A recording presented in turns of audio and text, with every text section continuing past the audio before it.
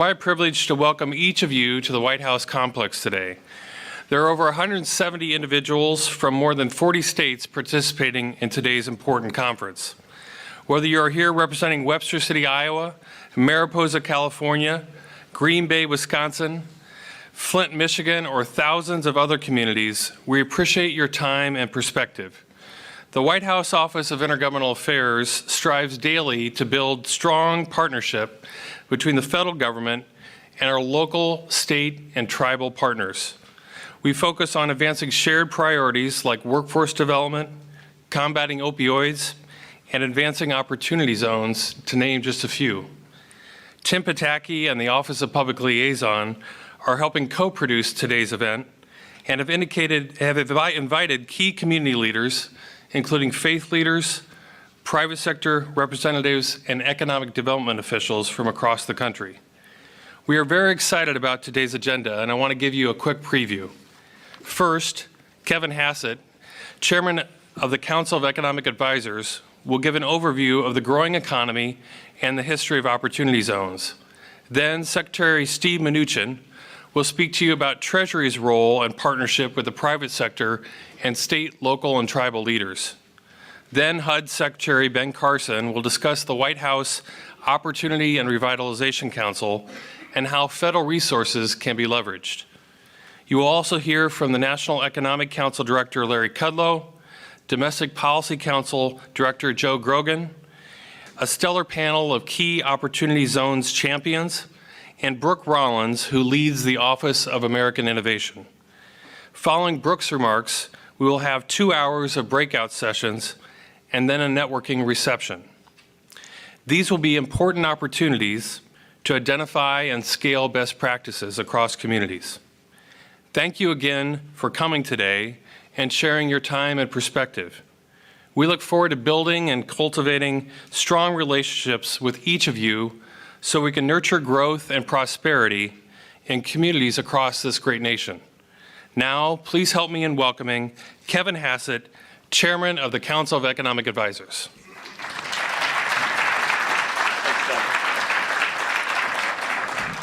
Thank you all for coming. Welcome to the White House, and thanks, Doug and team, for organizing this fantastic event.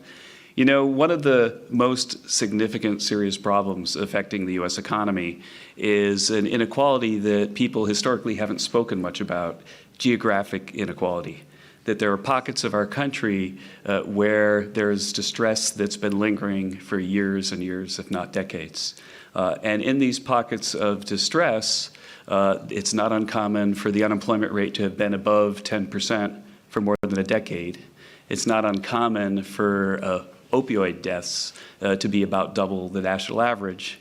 It's not uncommon for people not to have access to clean water or effective sewer treatment. Or even public safety. And this problem of geographic inequality has been a key focus of the Trump administration ever since President Trump arrived. And I can say that I actually believe that it's true that my first Oval Office briefing with the president, I showed him a bunch of slides about things that we needed to think about. And I showed him a slide that talked about something that economists call the flypaper effect.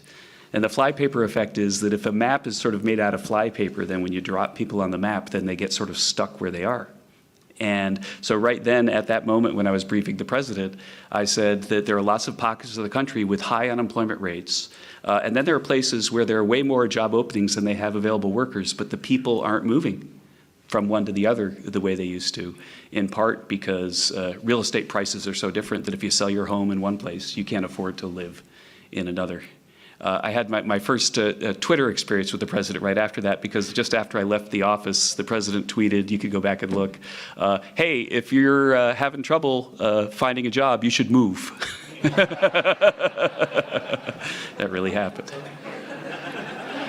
But the fact is that when you look at the data, it just breaks your heart to think about what it must be like to be a child growing up in a community where most people have given up on and they've left, and the schools aren't necessarily serving them well.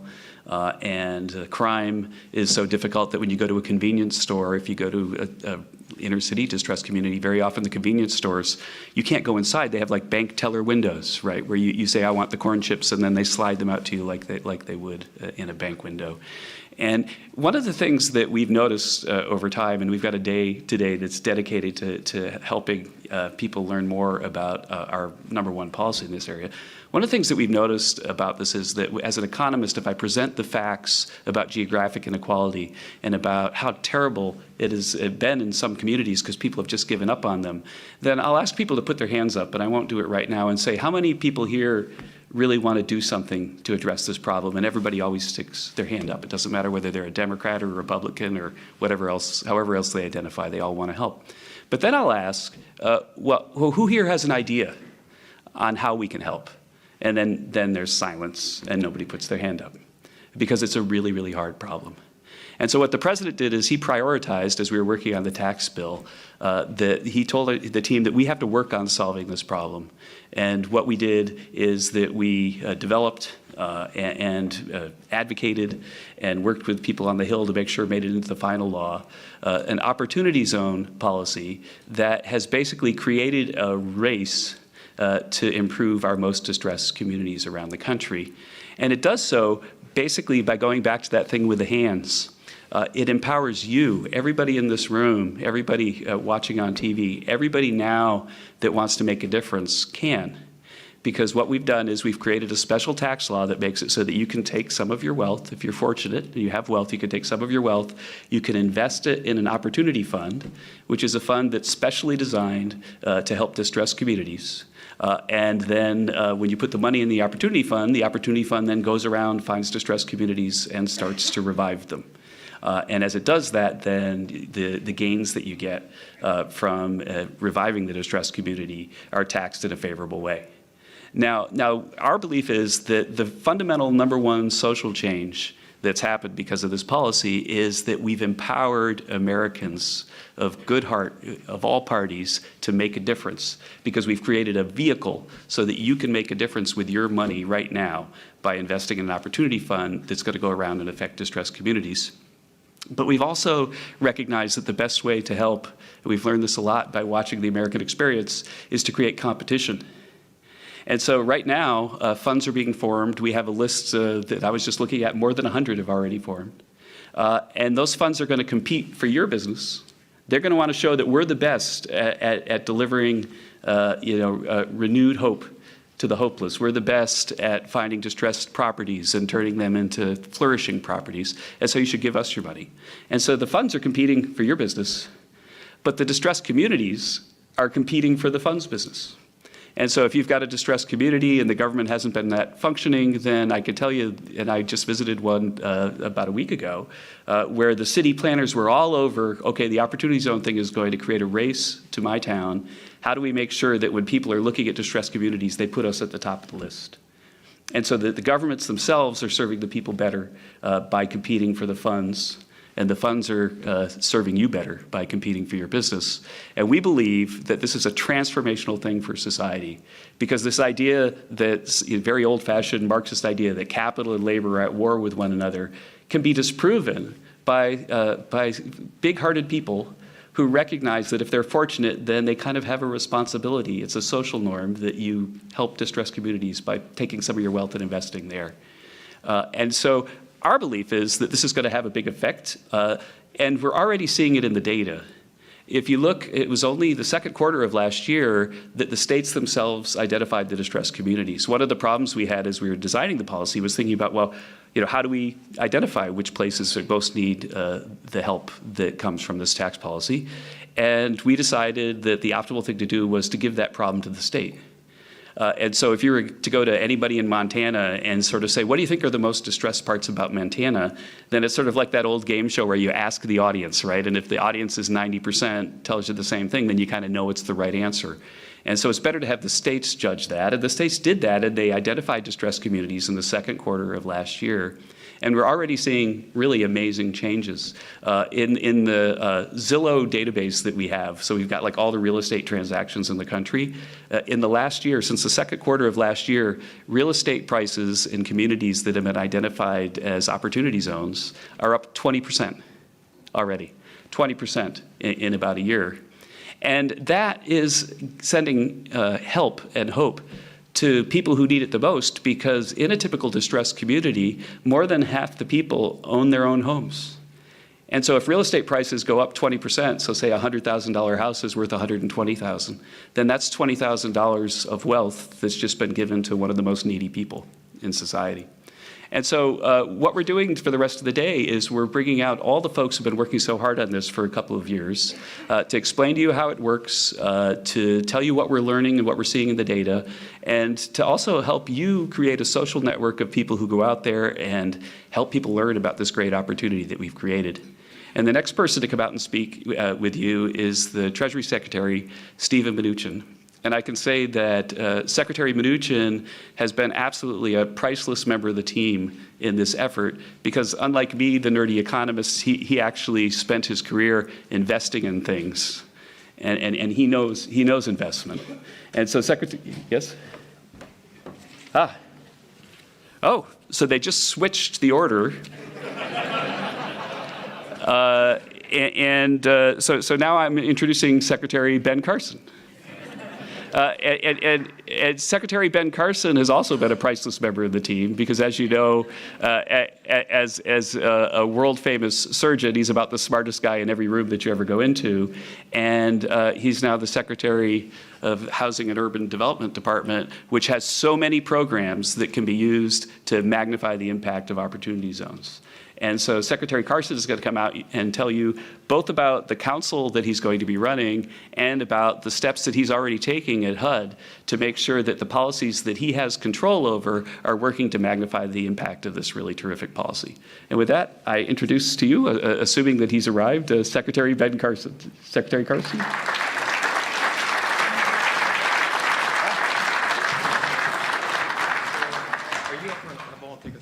Yeah. All right. Okay. So welcome to the White House. So it is one of those things that happens, that ad hoc Oval Office things tend to happen all the time, and so I'm happy to take some questions. So if anyone wants to ask me a question about opportunity zones or anything else, then yes. My name is Fuad Suez. I came from Santa Ana in Orange County, California. Mm-hmm. I have a long background in construction development. I worked as city engineer for San Francisco. I managed over $5 billion worth of projects. The time duration for delivery of projects of 30 months, which is in the code, I think it's somewhat limited.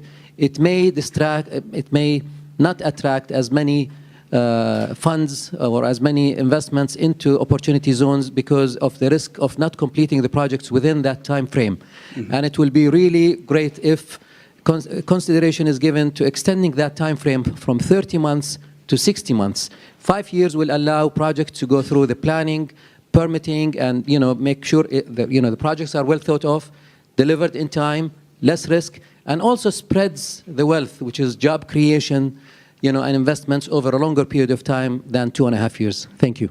Yeah, thank you very much for that comment. And the thing I can say is that if you read the law that creates the opportunity zones, then it's a relatively short little thing.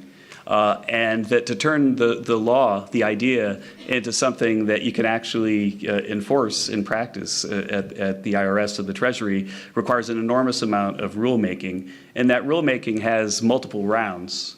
And so the first set of rules have been out for a while. There's another set coming out soon.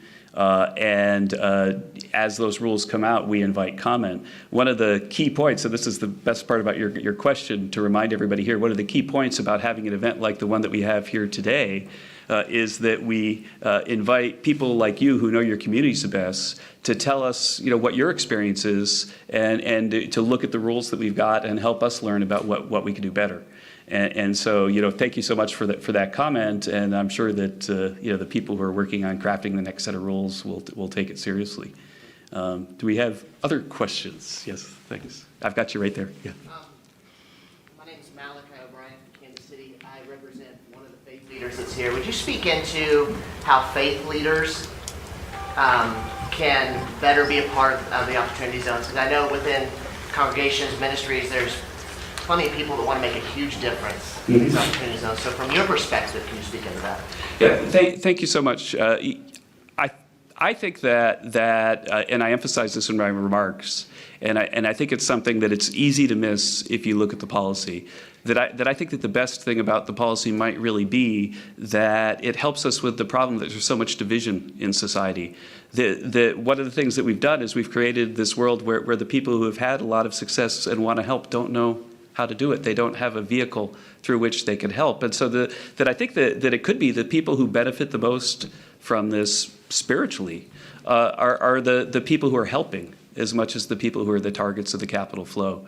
But I could say that message is a natural message for of every denomination, spiritual leaders of every denomination. That hey, if you find yourself to be a fortunate person and you're wondering what can I do to help, then you should certainly volunteer your time and coach Little League and play in neighborhoods that maybe have a lot of single moms and all the things that I'm sure you're already talking about. But I think investing in opportunity funds would be a really great thing to add to the list of ways that you can help people make a difference.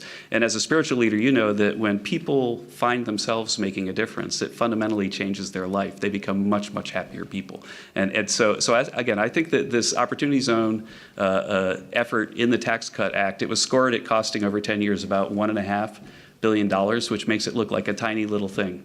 But I think that when we look back at the history of the Tax Cuts and Jobs Act, that we're going to think that the thing that transformed our country the most was the creation of the Opportunity Fund, because it basically, first it revived the distressed communities that needed the help the most, but it also reconnected people that had been separated, that people who wanted to help, but the people who maybe needed help, that there was no way to connect them really except through governments that weren't so effective.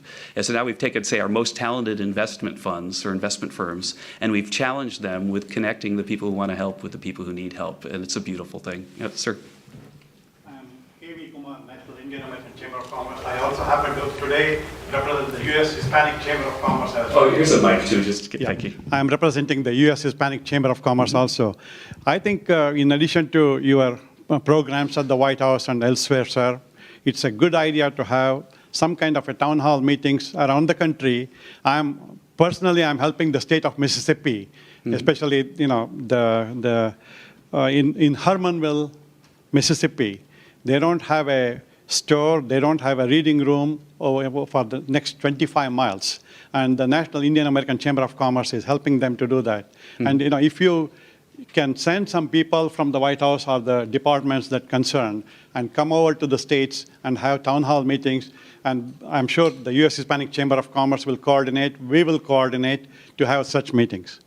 Well, thank you so much for that thought. And that's something that a lot of folks in the White House team and in the cabinet have already been doing. I know Secretary Carson is on the road sometimes, it seems like almost every day. You mentioned Mississippi, and one of the stories you'll hear more about today is that there's a lot of early evidence, I told you, that these funds are working. I mentioned the data of a 20% increase in real estate prices, but there's a wonderful story in Mississippi that I don't know if there's someone from Vicksburg here, but yes, so the mayor of Vicksburg, so that there's a lumber mill in Vicksburg that had been closed for how many years? A long time. and the governor of Mississippi told us that it's opened up again because somebody's taking advantage of this new law and that they've hired 130 people. Is that correct? Or is the governor exaggerating?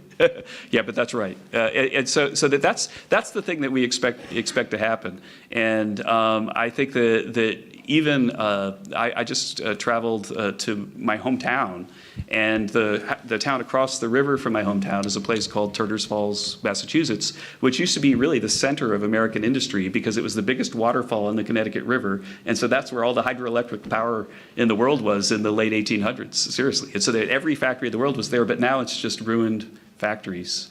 And I was there with a New York Times writer talking about the opportunity zones and looking specifically at this old place where I grew up.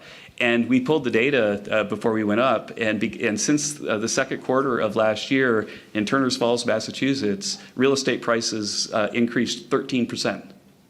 13% already. And the thing is that I know there are lots of representatives of distressed communities or people who know them well in this audience, and the idea that you could take a place like that and have real estate prices jump 13% in a year, that you could come up with a policy that would do it, it's almost unthinkable, and a nice metric of how we're doing. We got another question over here. Yes, sir. Thank you. The question that I have for you is, how do you balance, as you said before, these communities have been distressed and disinvested for 10 years or better. They have a lot of social challenges. So how do you balance this influx in economic activity and accelerated market values or property values with gentrification, which is a problem that comes up as we try to explain this to this community? Well, I think Secretary Carson is going to talk some about that specific question, because affordable housing is part of what HUD's all about.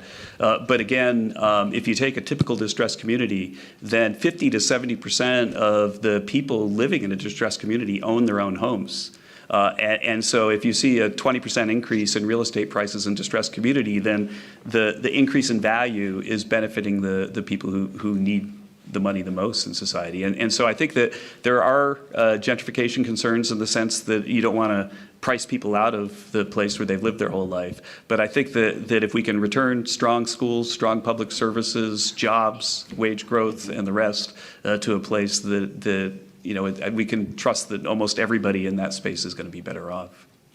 Thanks. Thank you, sir. I'm Vince Williams, the mayor of Union City, Georgia. I'm 10 minutes south of Atlanta.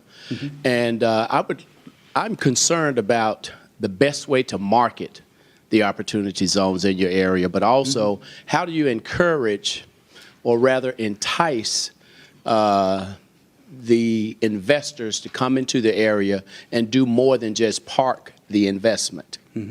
And that's something I'm very concerned about, because we've seen that happen around the country because of the breaks, but we want to make sure that they're doing more than just parking and getting the breaks for their investment. You know, that your concern that you just raised is one that I've heard from the beginning from the Treasury Secretary, who has really worked doggedly at making sure that the rules don't allow abuse or simple sort of laundering of gains through zones without building businesses and so on. And so you basically, if you want to get a benefit from this policy, you have to acquire a property in a distressed community and improve it significantly. And the improvement is a real big part of the story. And so I think that the maximum gain you get from this is from investing in a distressed community and leaving your money there for a decade. And so it's not, it could have been that if designed poorly, that what this did is it created a vehicle for people to take their gains and sort of wash them through a distressed community and then take them out and then, avoid U.S. tax without really helping anybody. But I think that the rules are really quite stringent, and that the odds of such behavior being significant are close to zero. And so yeah, I think that, but again, that's another thing. I was praising Secretary Mnuchin, thinking that he'd be the next guy up. That was the last list I looked at. But he absolutely has been fantastic about that, because he's seen it all. He's been a movie producer, right? And so he's dealt with just about every kind of contract you could imagine. Yeah, thanks. Do you have a question over right here, ma'am? Oh.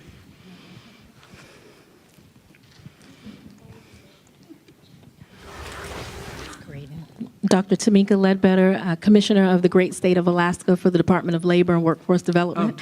And so my question is essentially, we believe in Alaska that landowners and business owners do understand some of the opportunities in those opportunity zones. But what are we doing to inform the financial sector, the financial industry, those individuals who they have clients and they're helping their clients to understand investing in where and the best place to invest.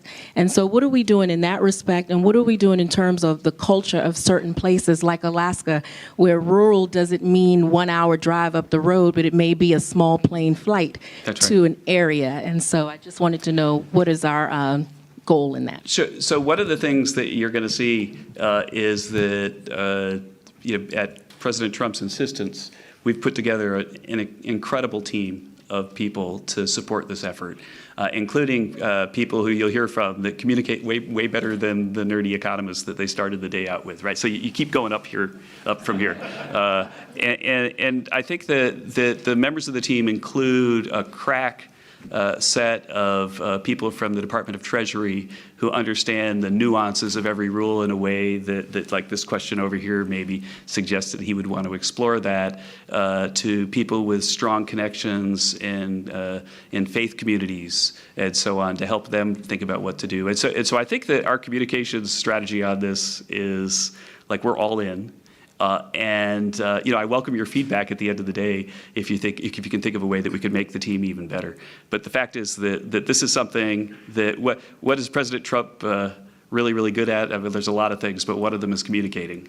And this is a very high priority for him, which is why we have this event today. And so I think that our communication efforts on this, they're really going to lift off. And one of the reasons why we're having this event today is that we think that we're just reaching the process where the regs are finalized.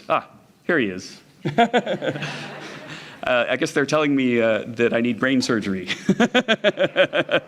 But today the rules are being finalized so that we think the starting gun is really, maybe it was fired last year, which is why we already see the big real estate price increases. But with the next set of rules that come out, then we think that the activity is basically going to lift off like a rocket ship. And so now is the time for us to get the message out there. And so now here to talk to you about all the things that he's doing both with the council, but also with his own department to make sure that his department's policies are funneling the help that's needed to make sure that the places that want to revive have the government resources that are necessary to do so, is my good friend, Secretary Carson. Secretary Carson.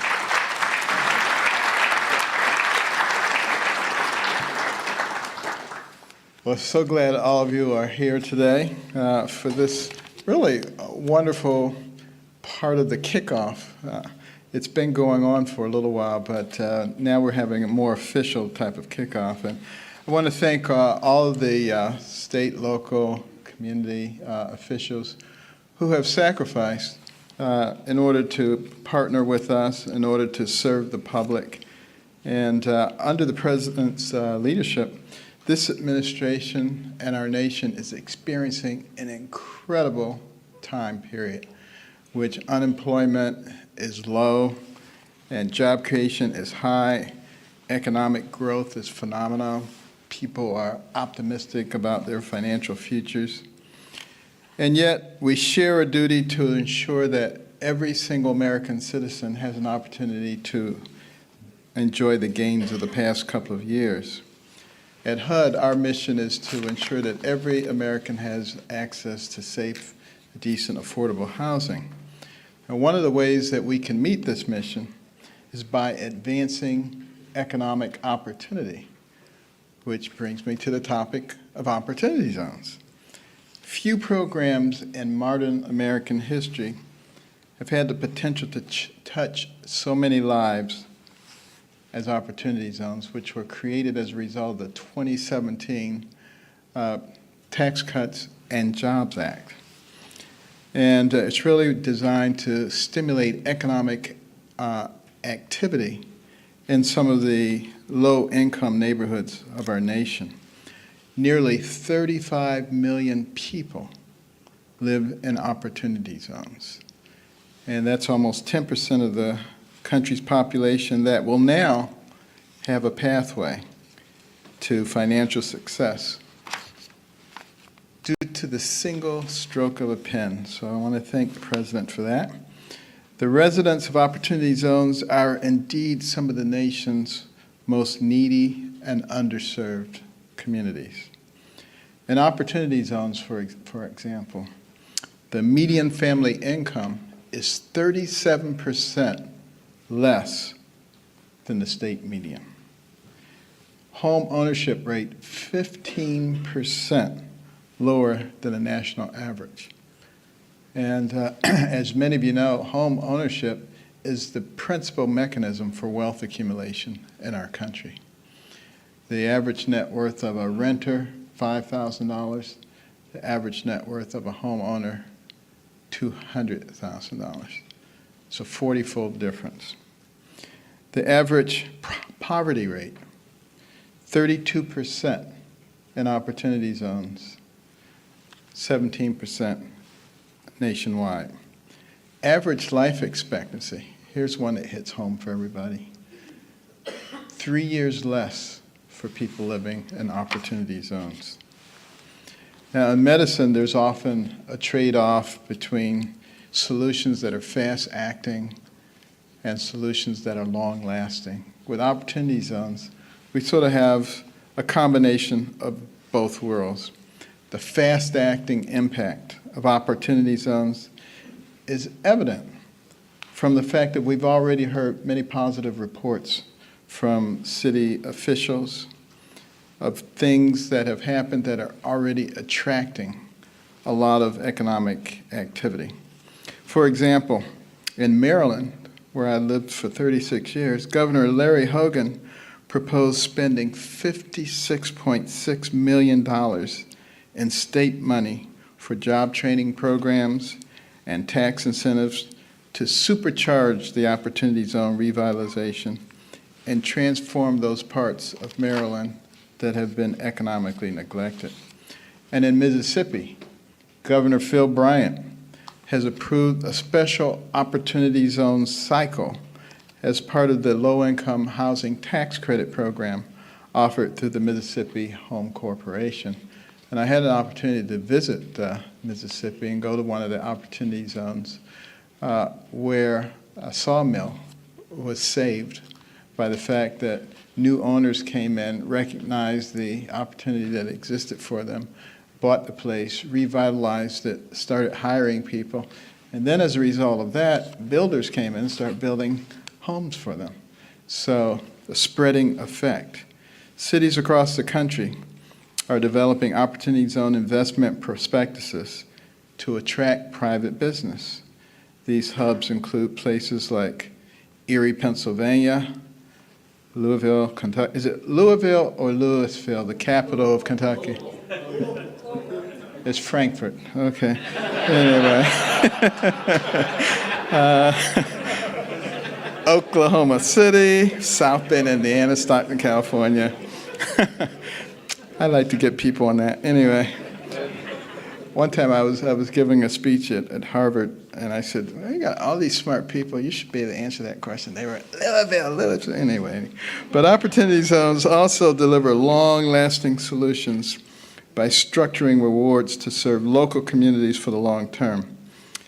And only investors who commit their money for 5, 7, 10 years receive the result. And the cool thing is, if you're going to be investing your money for a long period of time, you're going to be real interested in the return on investment. So you're not going to just walk away. You're going to be interested in making sure that there is economic success in that area. That's one of the real beauties of this program. And it means that new growth becomes consistent growth, new jobs become stable jobs. And to ensure that Opportunity Zones reach their potential, the President has established the White House Opportunity and Revitalization Council, which I'm privileged to chair. And that council consists of 13 federal agencies and maintains a core mission and function of leading joint efforts across the executive departments to engage with state, local, and tribal governments so that we can better use public funds to revitalize urban and economically distressed communities. I'm not just interested in urban communities, by the way, rural communities, suburban communities, exurbs, every place. By utilizing a single body to achieve interagency consensus, we get real synergy. And it eliminates a lot of the inefficiencies when things have to go from one agency to another agency. So things can be done much more quickly and much more efficiently. And as the chair of the council, I'll be advised by 5 subcommittees, each with a unique and necessary work stream. 4 subcommittees will focus on administrative issues to identify, to target, to streamline, and to coordinate federal program efforts to these opportunity zones. And the fifth subcommittee will focus on developing and implementing robust measures and analytic tools to gauge the effectiveness of the Opportunity Zone tax incentive and the council's activities. You know, being able to look at evidence makes all the difference in the world. And, you know, you look at something like life expectancy. Before the last turn of the century, not 2000, but the one before that, the average life expectancy in this country was less than 50 years. Now it's approaching 80 years. What's the difference? The difference is that the medical community learned to use evidence to advocate for policy change. Using evidence makes all the difference in the world, particularly in medicine. Not so much in government in the past, but we're changing that now. We're going to change that. Now, the first work stream is economic development, and that's going to be led by the Department of Commerce. The goal of this subcommittee is to leverage federal grants and loans in a much more integrated way to develop dilapidated properties, provide basic infrastructure and financial tools that will attract private investment. The second work stream is entrepreneurship, led by the Small Business Administration.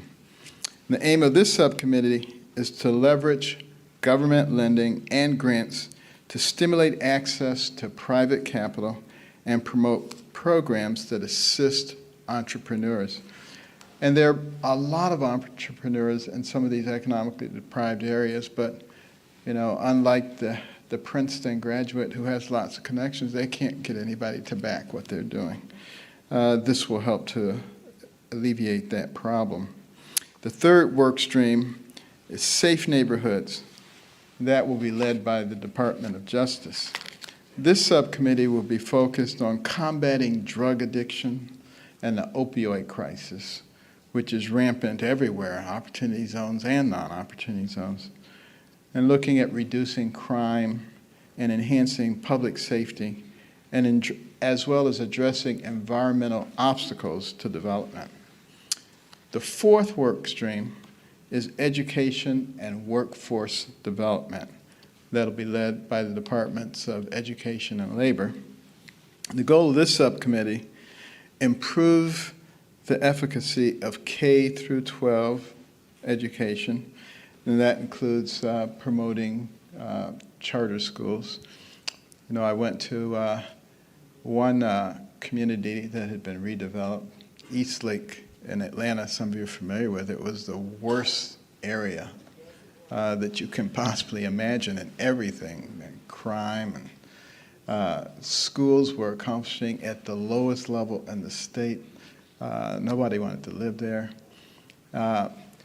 Through public-private partnerships, the whole area was revitalized. And I went to the charter high school, and I was met by 5 students playing the harp as I entered. And I was just astonished at the things that they offered in that school. They went from the bottom of the state in achievement to the top in the state, better than the private schools. Just goes to show what the potential is. And the fifth and final work stream is focused on measurement and analysis, and that will be led by the Council of Economic Advisors.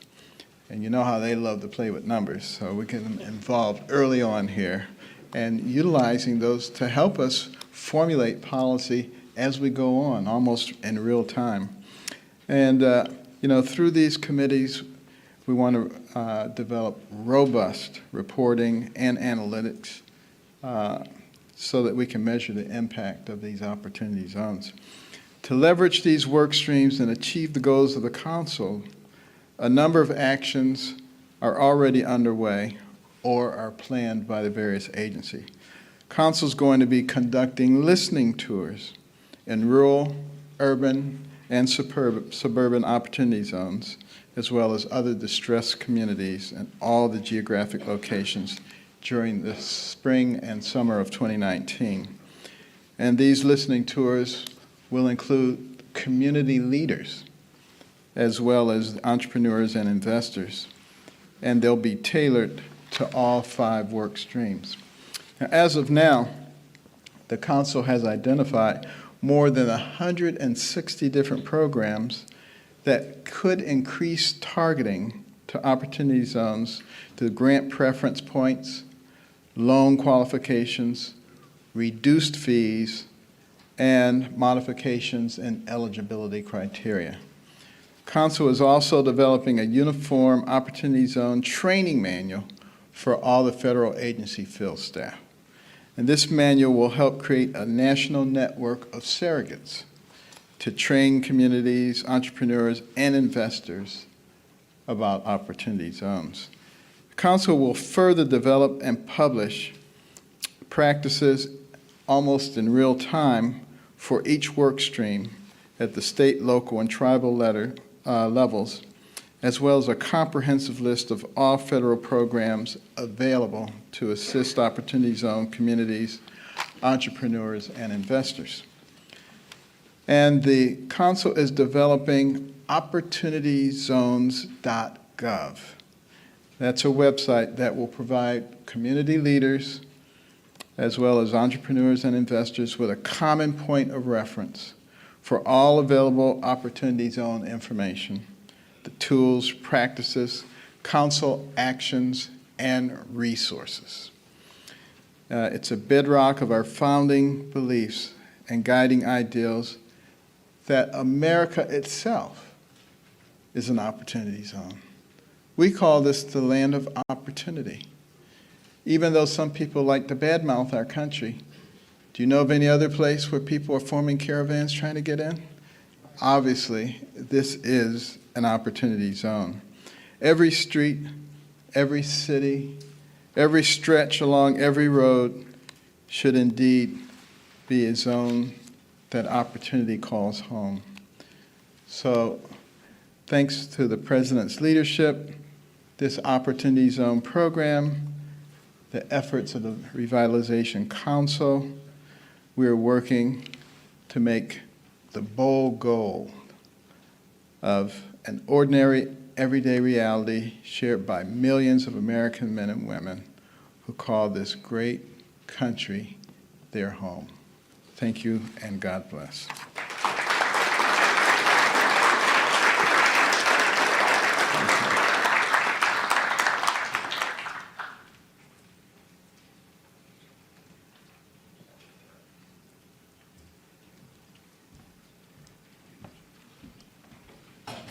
Thank you. It's terrific to be here with everybody. Glad to follow Secretary. And I'm here to, first I'm just going to talk a little bit briefly about the economy, and then I'm going to talk about regulations, which I think there's some interest in this room, so people know how we can actually start putting money to invest. So let me just comment briefly on the President's economic program, which we've talked about from the beginning: tax cuts, regulatory relief, and trade. And I'm pleased to report we are making progress on all 3 fronts, and we've really seen this in the economic performance. Last year we hit 3% economic growth. A lot of people said that could never be done in the U.S. We didn't accept that, and the President delivered on that. That means more jobs and more opportunities. We also had historic tax reform last year, hadn't been done in 30 years.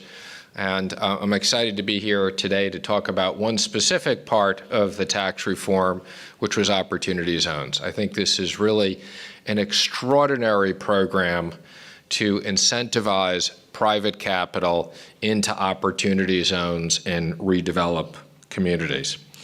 At the Treasury, we've been tasked with issuing guidelines to implement opportunity zones. We take this very seriously. We want to make sure there's the right guidance so that investors can start investing and communities can immediately get the benefit of this.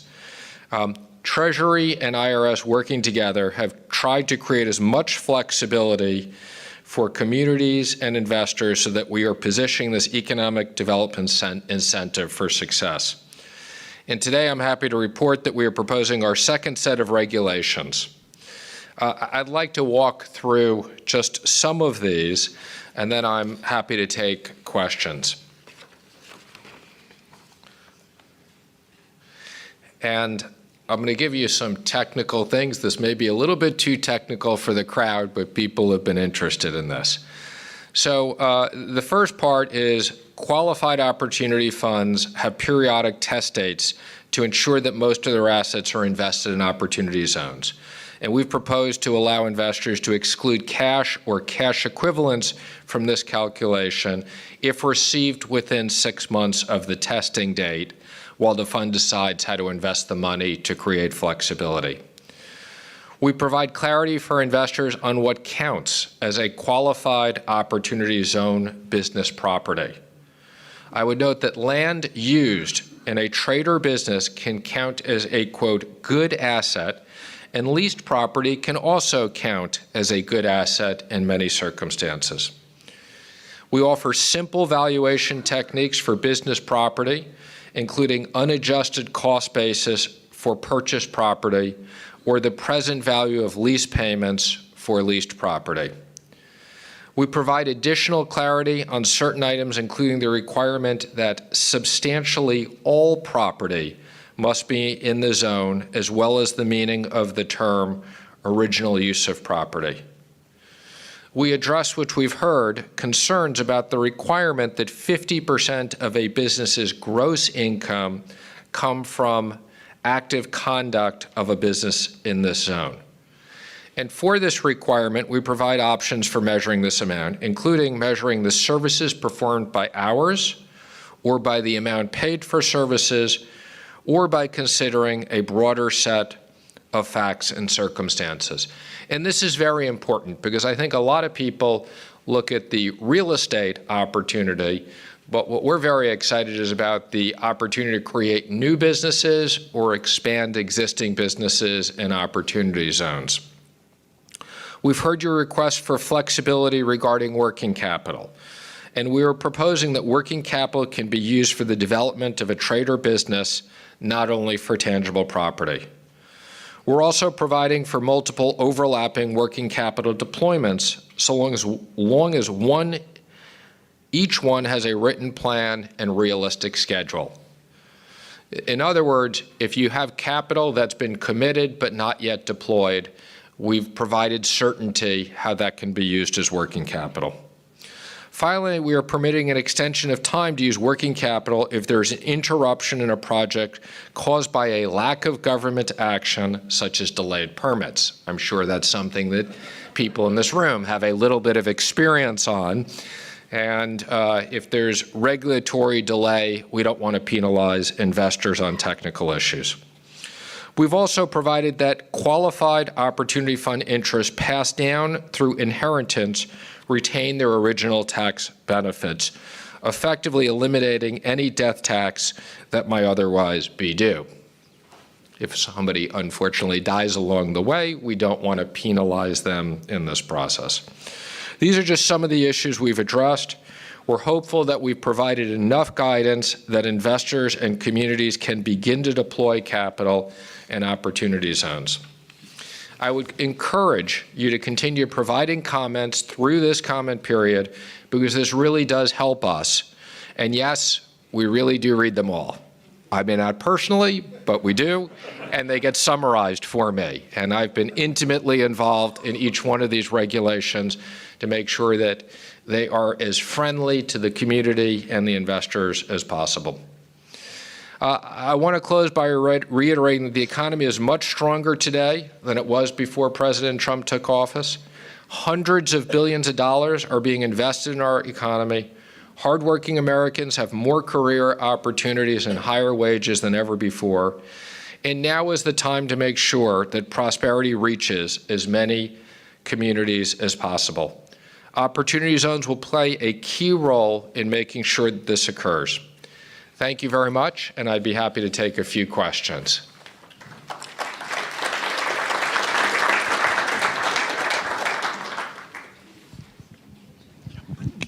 Mr. Secretary, I'm K.V. Kumar from the National Indian American Chamber of Commerce. Today, I'm also representing the U.S. Hispanic Chamber of Commerce at the President's request. Terrific. Thank you for being here. Thank you, Mr. Secretary. Thanks to President Trump and you for making this economy a wonderful economy. And the question is, I'll yeah. clap for that. Mr. Secretary, I have a small question. There are, you mentioned, touched briefly on that one. There are many issues that you can cope up with. Sometimes, delays occur. But what about the unforeseen extreme situations when it happens? The investors can come back to you or to you, whoever it is, and request for an extension? Well, I want to be careful in pre-committing depending upon what those unforeseen issues are. But I would say, again, as much flexibility as we have in the context of the law, we will do if there are unforeseen circumstances.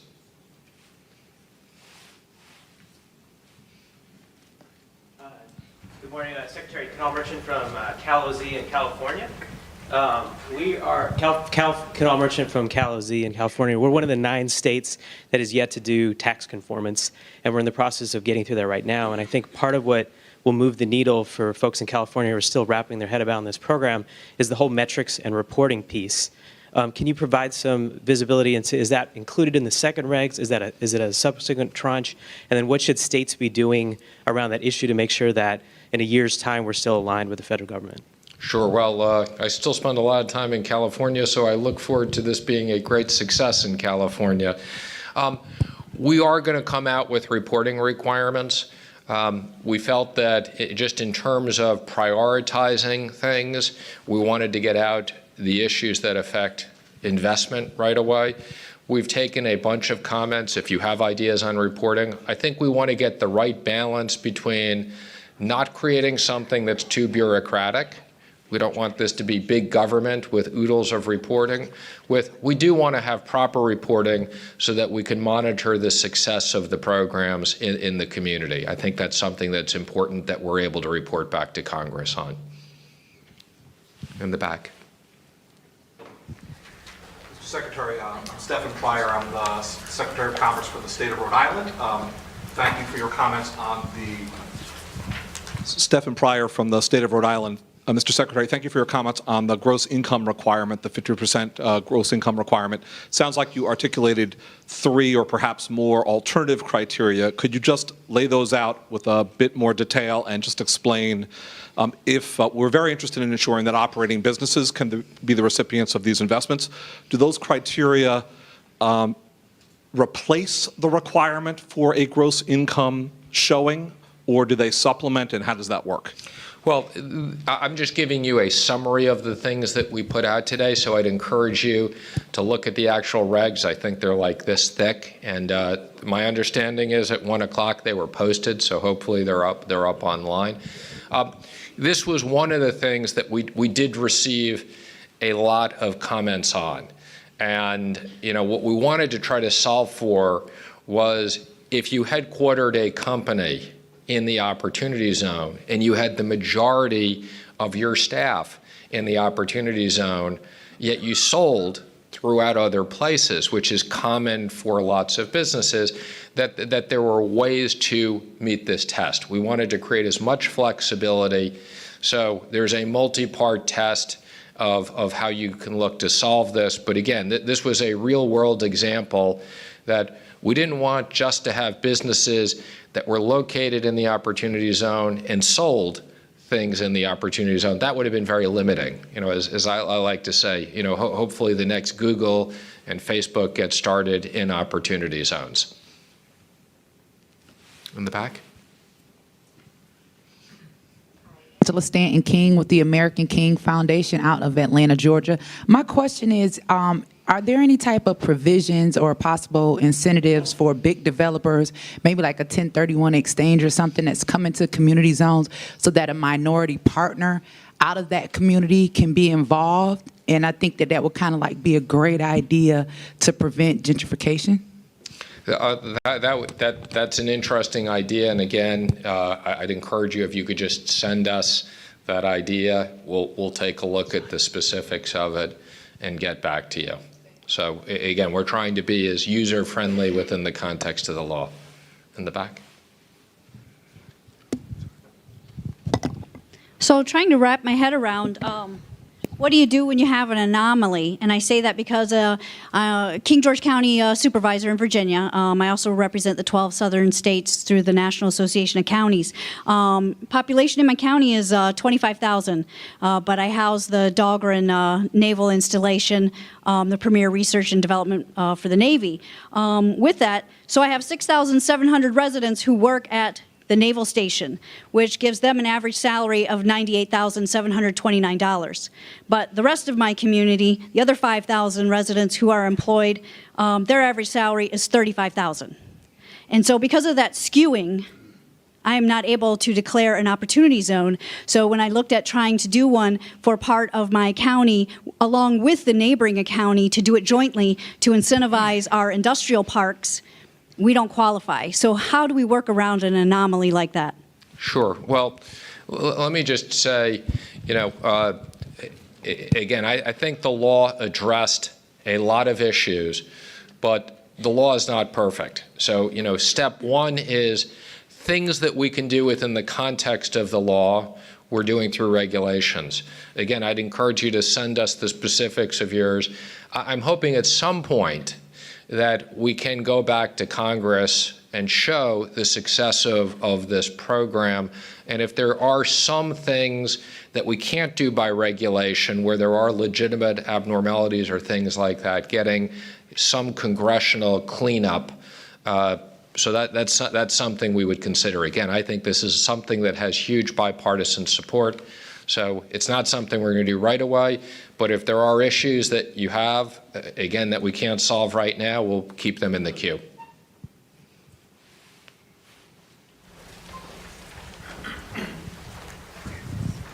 Thank you, Secretary. Jennifer Olson, I'm from the state of Montana. My question is regarding the timeframes that are associated. I don't know if the new second round of regulations coming out addresses this, but speaking from a rural perspective, we have a lot of rural communities that may be thinking about permitting processes, working through their own local land use regulations in order to incentivize opportunity zone funds to be used in their areas. And so with the timing being critical with businesses and opportunity funds starting by the end of this year and really the next 2 years being a critical factor, is there any wiggle room or allowance for smaller rural areas, particularly that are looking to maybe apply for, I was just talking with RD about capacity building funding or other federal funding available for capacity building that would allow for an extension of that time or better use of that time or anything that would help rural communities succeed?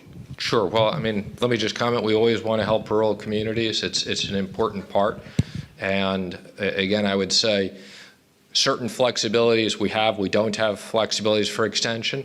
The good news is the funding period is open for a significant period of time. So, although you have to deploy capital quickly, I think my own opinion is you'll see a series of funds. My guess is you'll see a 2019 fund, a 2020 fund, a 2021 fund to match these issues. And one of the things we encourage, and why I'm pleased that all of you are here, is we want to work with kind of the state and local governments to figure out what state and local incentives can be attached to the Opportunity Zone program to really turbocharge these in your communities.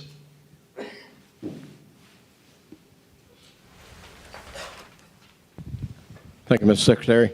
Bob Turner from Memphis, Tennessee. I'm here to represent the realtors across the country. I love the program. I'm actually developing affordable housing and rental properties, apartments in opportunity zones that I own. So I'm a practitioner also. My question is, what in the Opportunity Fund regulations allows for affordable housing, which is a tremendous problem across the country and every one of the cities represented in here? If I'm developing property and I'm selling it, building housing and selling it to homeowners, there's nothing in this law that helps us with that, is there? I think on, kind of obviously in affordable housing, there's affordable homes that you can buy, and obviously there's affordable rental property. So I think you're right. I can go back and check, but I think the business of building homes and selling them, I'm not sure that qualifies. Obviously, creating rental properties, there's big incentives around doing that. But again, I'll put my technical experts On the question of the investment in the home doesn't qualify, I don't know if the answer is if you create a business and have working capital and the business is actually the building of homes. So we can look at that example. From a development standpoint, we can put money in there and develop it, but it's more short term. It doesn't meet the regulations for the 5 years, 7 years, 10 years. Exactly. So if I'm you could, just saying there may be aspects of an operating business that you can create, and the operating business qualifies. Right. The ownership of a home, if you build a home and sell it in 18 months, you're not going to meet the requirement. And again, I would say, although the legislation is not perfect, what we want is we want people who are long-term investors in building businesses in these communities. So there may be aspects of services, businesses, and other things, the actual building. So we'll work with you on that. Thank you. Appreciate it. By the way, I'm the warm-up act for the president. He's running a little bit late. Don't ask him regulation questions, please.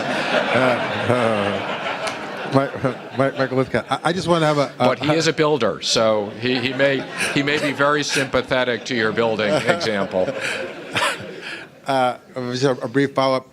In terms of rolling over investments from one opportunity to another, if there's an opportunity to get liquidity in case you sell something, but you want to continue to deploy capital in an opportunity zone, does the new regulations address how to do that?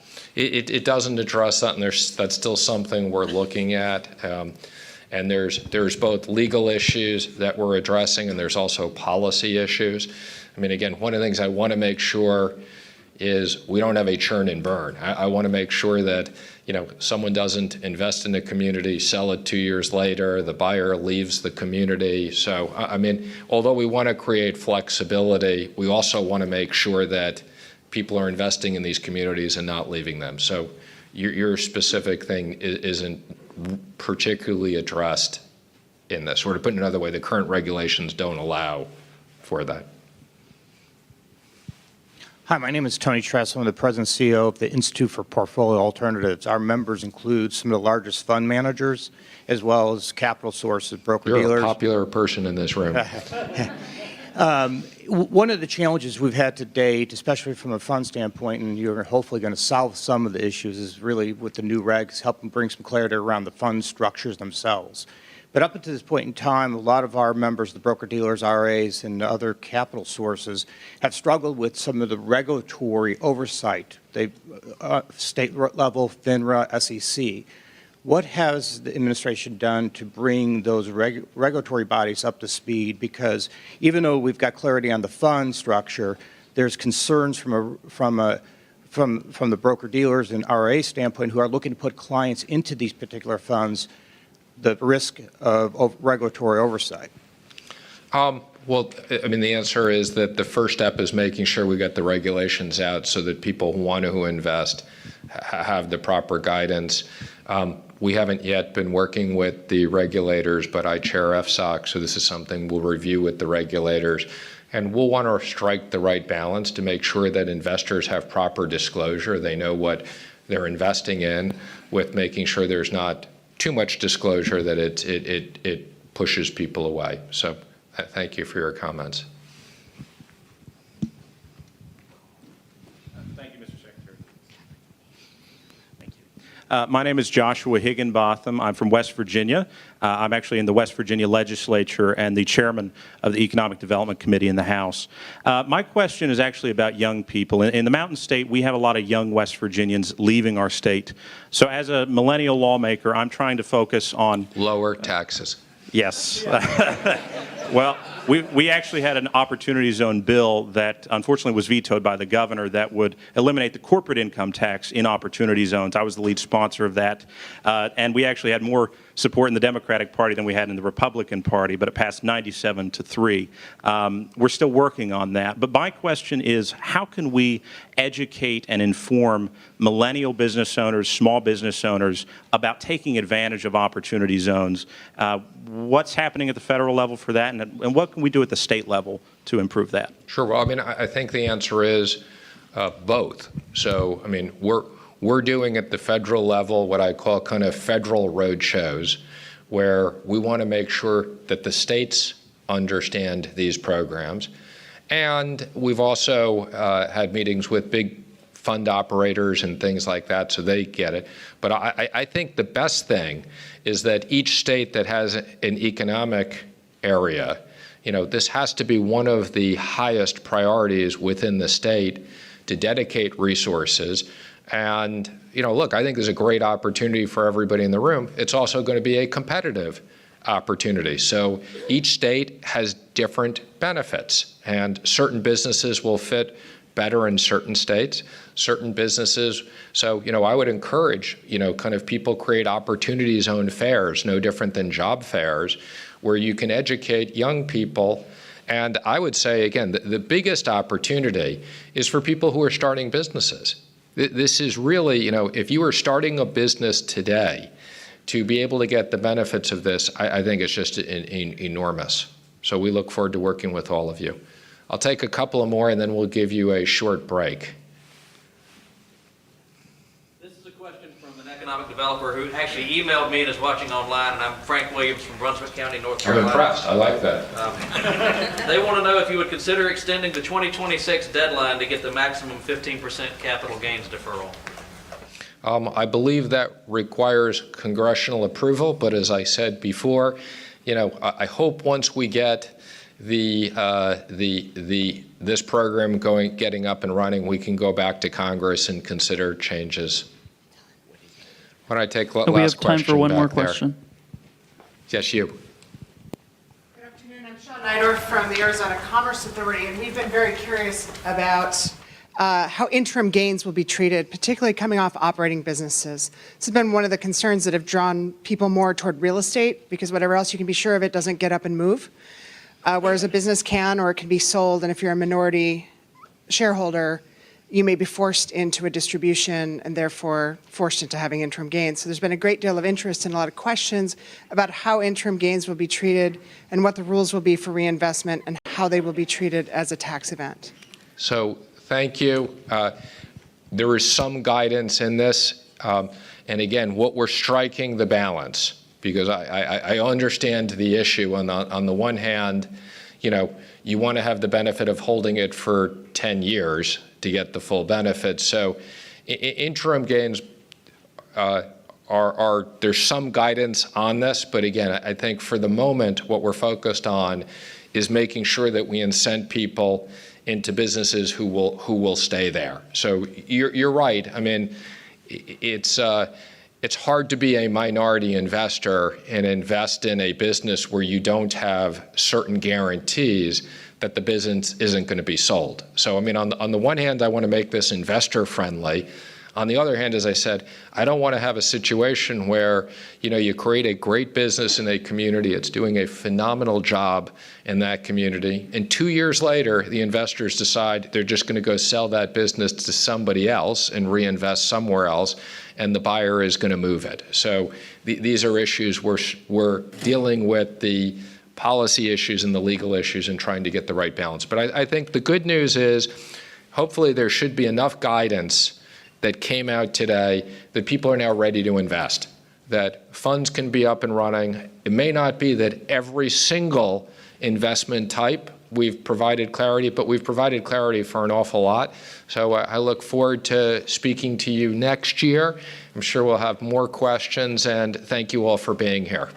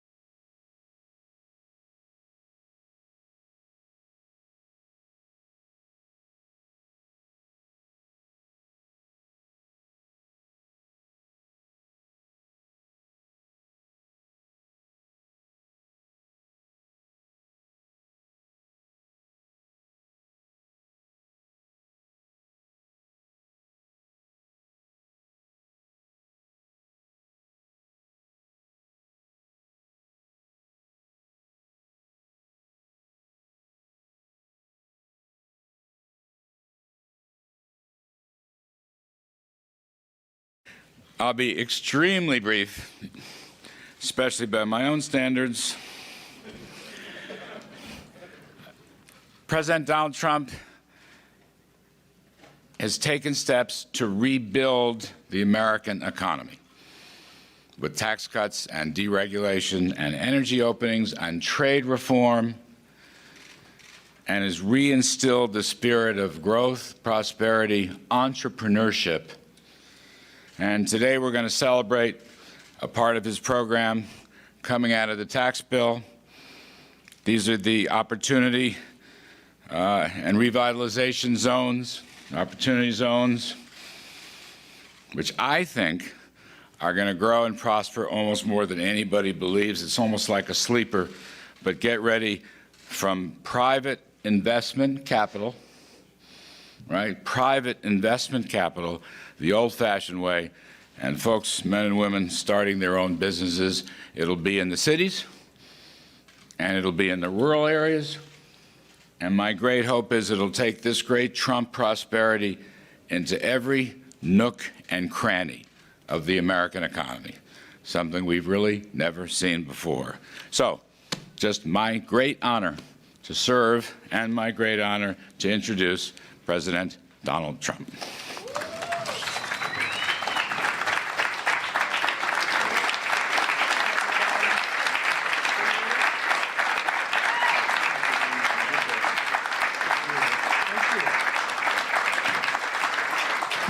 Thank you very much. Please sit down, please. It's a great honor. I want to thank Larry. He's been fantastic. We've had a lot of good luck together over the years, and he stepped up to the plate, and we're zooming, and our country's doing well with the hottest economy in the world. We're by far the biggest economy in the world. We weren't. When I first came, it was heading in the wrong direction, and now we're in the right direction.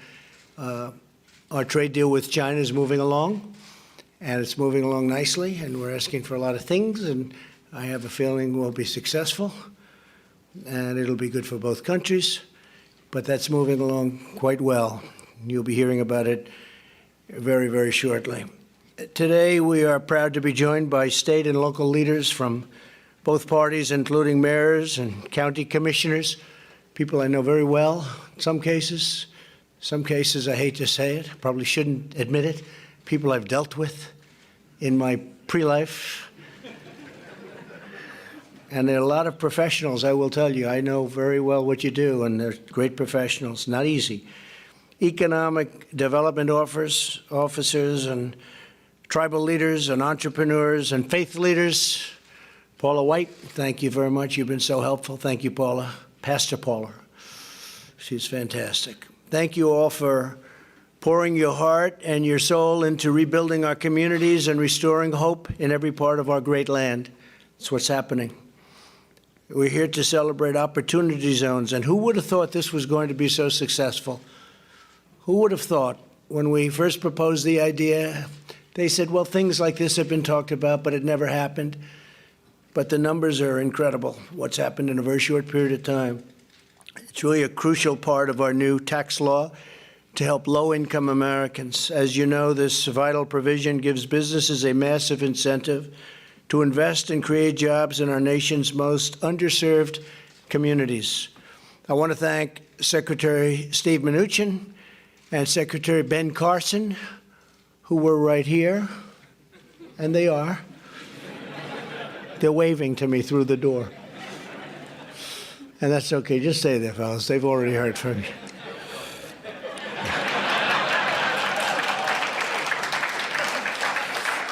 And they're doing a great job, those two.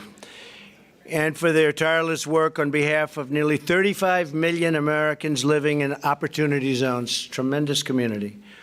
Since we passed our historic tax cuts and reforms just over 1 year ago, wages are rising fast, and they're rising most quickly for the lowest income Americans. You know, you keep hearing about for the wealthy. It's not the wealthy. It's for, frankly, if you look at it, blue-collar workers, lower income people are rising the fastest. African-American unemployment Hispanic American unemployment, Asian American unemployment have reached the lowest levels in the history of our country. That's great, right? New jobless claims are the lowest in 50 years. Private employers have added an average of more than 6,500 jobs every single day. Think of that. It's amazing. And something I'm very proud of and worked very hard with Jared and everybody on was judicial reform and to give inmates a second chance at life. We passed the bipartisan criminal justice reform. So many things have happened since that's happened. And very interestingly, one of the things that we've done that has helped this so much, prisoners coming out, people don't want to hire them. They just don't want to hire them. It's got something, stigma, call it whatever you want. They weren't being hired. This is for, I would say, since our founding. Very hard for prisoners. This is the best they've ever done by far. They're coming out and they're having not only job offers, but they're having choice. And employers are coming back and we sample them. I know some. And they are so thrilled with what they're getting. And I can't say in every case, because that's not the case no matter who you hire. But they are thrilled. I had one gentleman tell me, man, I know, a businessman, he said, I've hired some people coming out of prison I never thought I'd be doing, and I'm doing it, and they're some of the best employees I have. And that was done because the economy is so strong. Because, frankly, they're having a hard time getting people, and now they're taking people that they wouldn't have liked and they would have never taken, and they're putting them in, and they're finding them to be phenomenal. So it's never happened before like it's happening now. People coming out of prison are getting a second, and in some cases, a third chance. I've also signed the single largest bill to combat the opioid crisis to help free Americans from the scourge of addiction. There's never been anything like it over the last 10 years. What's going on is incredible. And we're stopping them much more so at the border. We will, as soon as the wall is built, we'll have a tremendous impact. And Border Patrol has been incredible. Kevin's doing a great job. We have an amazing group of people on the border. And Homeland Security generally. ICE has been incredible what they're doing. They're taking MS-13 out by the thousands who came into our country, the gangs, rough people, they're getting them out. So ICE has been unbelievable. And law enforcement generally has been just unbelievable, the job. You know, our numbers are way down, meaning in a positive way. Crime is down very substantially from even a year ago. We want all Americans to share in our great economic renewal. That's why governors in all 50 states and the territories have designated 8,700 neighborhoods as opportunity zones. Hard to believe, 8,700. Household income in these communities is 37% less than the median income in a state as a whole, so it's 37% down, and we're catching them fast. In order to revitalize these areas, we've lowered the capital gains tax for long-term investment in opportunity zones all the way down to a very big, fat, beautiful number of zero. Zero. That's why they're looking and they're saying, no, I don't want to go there. Maybe I don't love the location, I don't want to go. Then they hear about the zero, they'll say, I think I'm going to go there. And then they start liking the location, right? A great football player. You are some player, huh? I'll never fight you, I promise. That'll never happen. Great player, Scott. Our goal is to rebuild homes, schools, businesses, and communities that need it the most. And we have just, I don't know, we've hit something that's very unusual. This is a very surprising thing to everybody, even to me to a certain extent. You know, you do things. Nobody thought it was going to catch on like it's caught on. So here with us today is the mayor of Vicksburg, Mississippi, George Flaggs, who over the last year has worked with private investors to save and create more jobs in the city. Where's George? George, stand up, please, George. Thank you very much. Thank you, George. Mayor Flaggs, I want to thank you for your tremendous partnership. You've really helped inspire us, I must say, and you have done an incredible job, and it wasn't easy. It wasn't easy all the way. And I'd like to ask, if I could, I'll get you up a second time, because I'd like to ask Mayor Flaggs to come up and say a few words about what this has meant. And he really has been. He's been a great leader, and we appreciate your knowledge, giving us some of that knowledge. Please, Mayor Flaggs.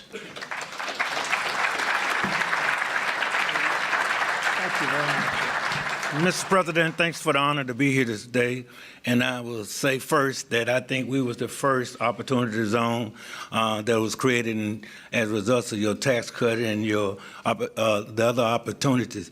But let me just say this as a mayor of the city and former legislator for 25 years, I've never seen any piece of legislation that allows more collaboration between federal, state, and local government.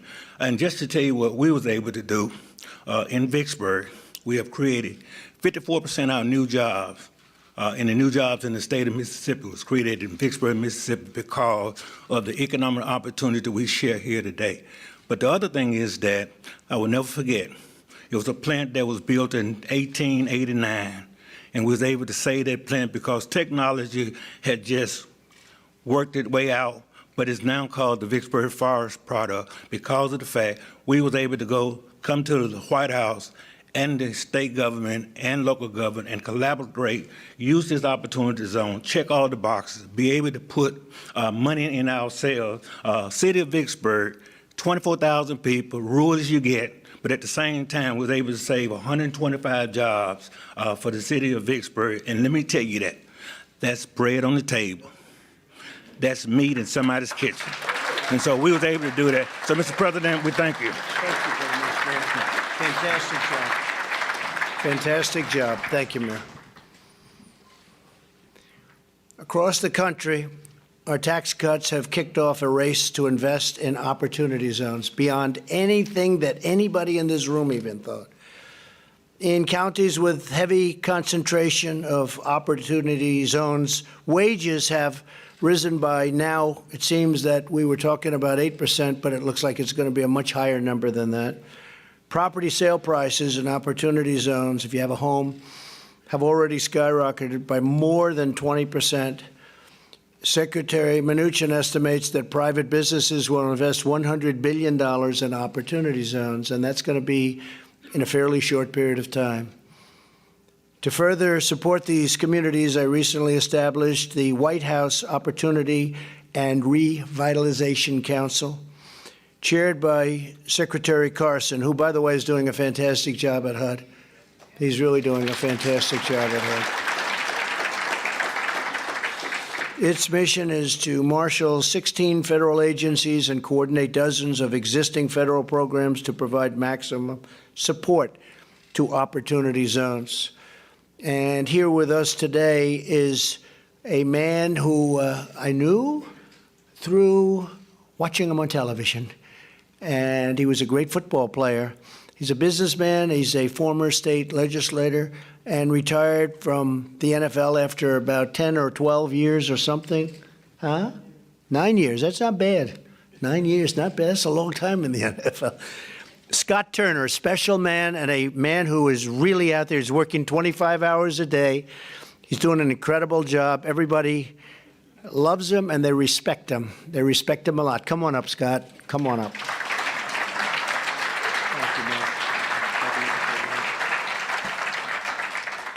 Well, good afternoon. Thank you, Mr. President, and I appreciate your vision and your leadership on this. And just a couple quick things I want to say. You know, I have a lot of joy in my heart and a lot of resolve in my spirit. Joy because as I look out on the room, what a great representation of our country, of the true heart of America and the culture of America. And that brings me great joy. I'm humbled to be here, not because of the position, but because of the mission, because of the purpose that's been set forth by the president and our great team here.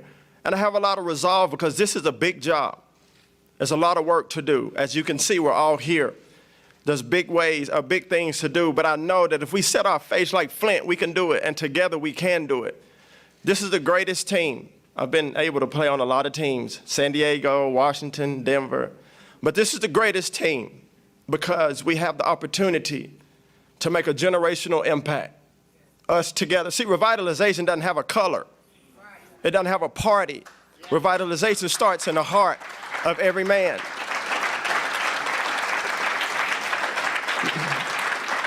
And I say that because if we focus on the true mission and the people, the grandmothers, the grandfathers, the next generation coming after us, the kids that are truant, now they're working, the single mothers who now have a job to restore dignity and hope in their family and in the community. That's why I'm here.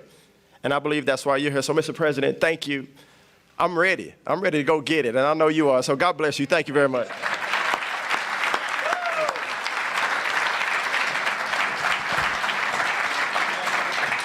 That was great.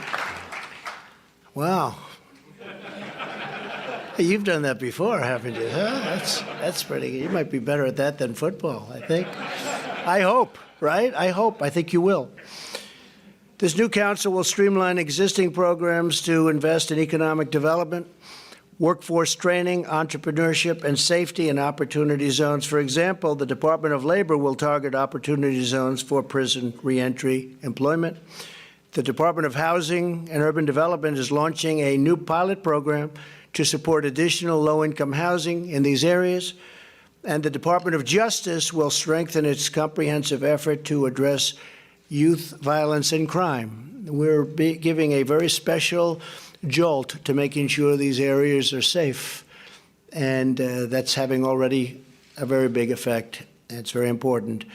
Our message to distressed American communities is clear. Your government is 100% committed to bringing jobs and safety and opportunity back to where you live. And in many cases, this is where you want to live. You want to be there. Some people were forced out by bad conditions and crime.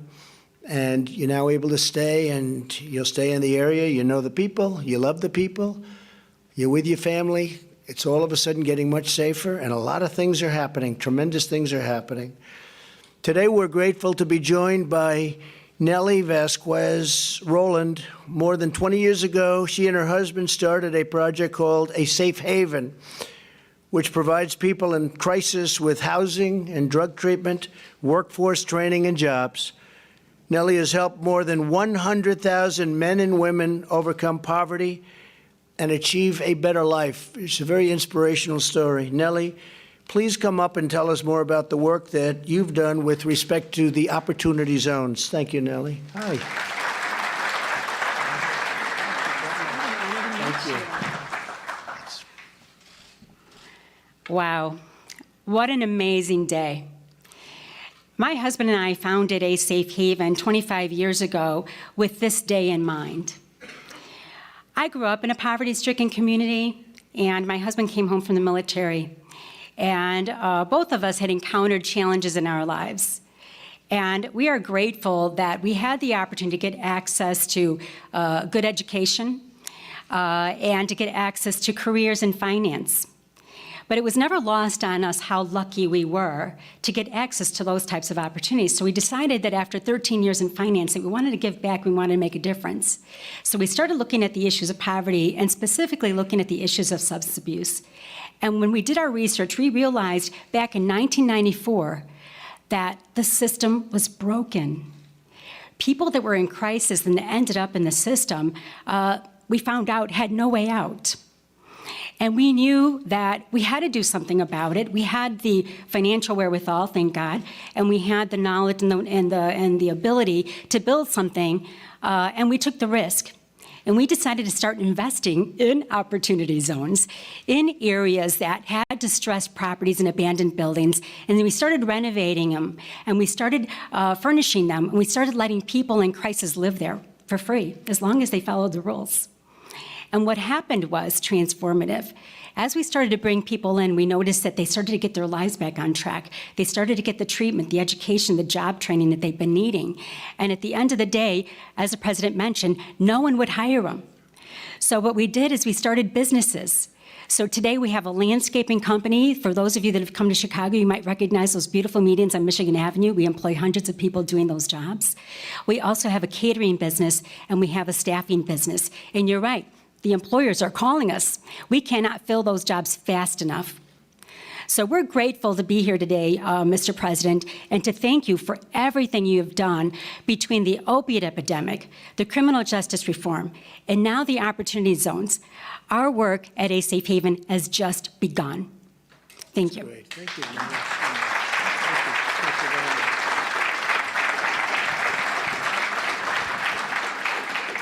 you. That's exciting. Real entrepreneur, too. At the heart of Opportunity Zones is a belief that every American community is worth cherishing, protecting, and renewing. From rural towns to inner cities, we want to build new schools and factories, new roads and bridges, new hospitals and parks. And that's what's happening all over. We want to see loving homes, safe neighborhoods, and a gleaming Main Street. And above all, we want every family to have the opportunity to live their great American dream. To every state, tribal, and community leader with us today, and we have a lot of them, thank you again for your commitment to restoring prosperity, patriotism, and pride across our beautiful nation. God bless you all, and God bless America. Thank you all very much. Thank you. Thank you. Thank you, everybody. Thanks, Scott. Thanks, man. Thank you.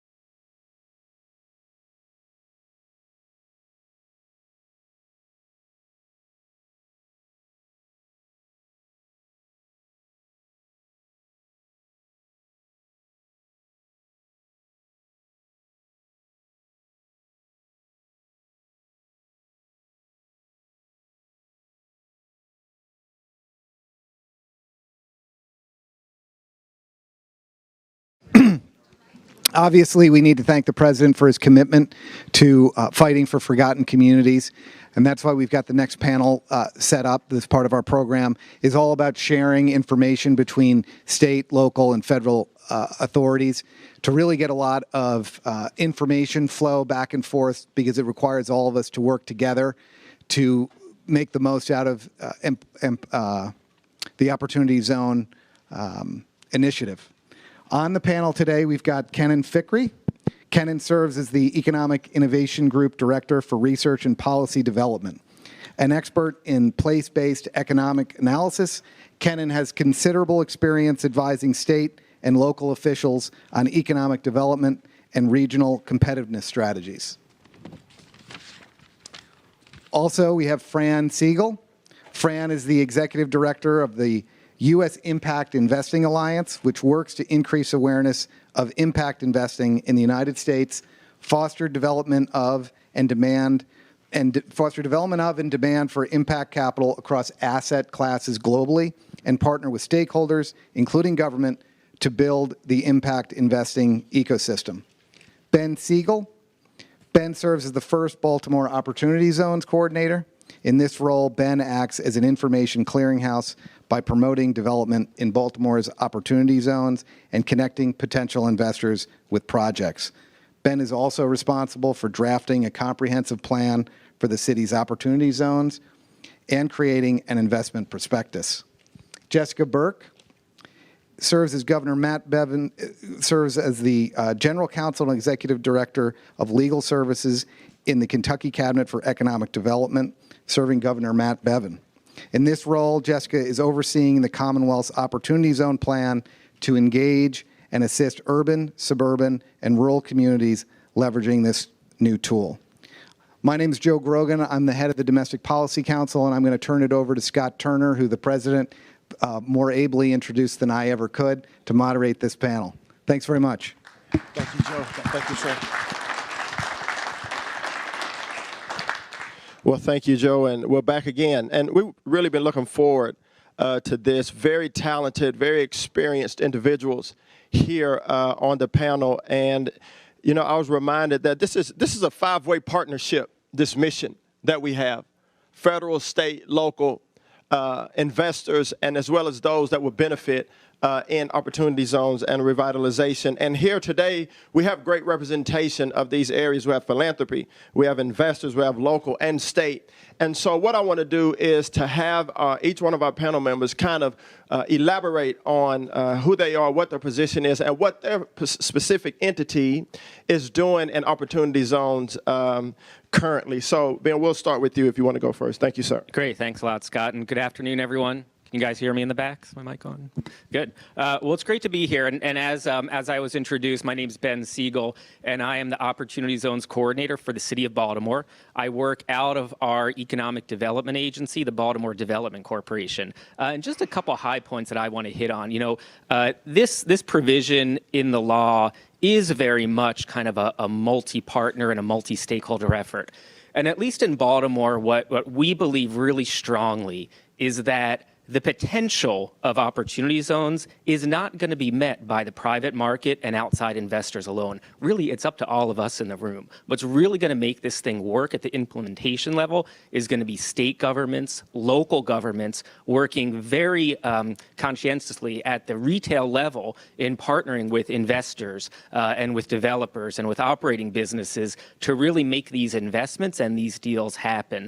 And in terms of just briefly my role, you know, I like to, my title is the Opportunity Zones Coordinator, but I like to go around town in Baltimore calling myself the Match.com of opportunity zones. Because really what I'm doing is, on the one hand, I'm working with project sponsors across our 42 opportunity zones in Baltimore City to inventory our projects, to especially identify those investment-ready projects, those projects that are going to have community impact, and those projects that are going to have returns for opportunity fund investors. And on the other hand, I'm working really hard. I'm a hustler here, working and reaching out to opportunity funds, to investors locally, nationally, in our region, to understand what they're looking to invest in, what types of projects projects? Is it workforce housing? Is it an operating business? What types of returns are they looking for? What's their 10-year IRR? You know, if it's 12%, I'm going to have them look at certain projects over others.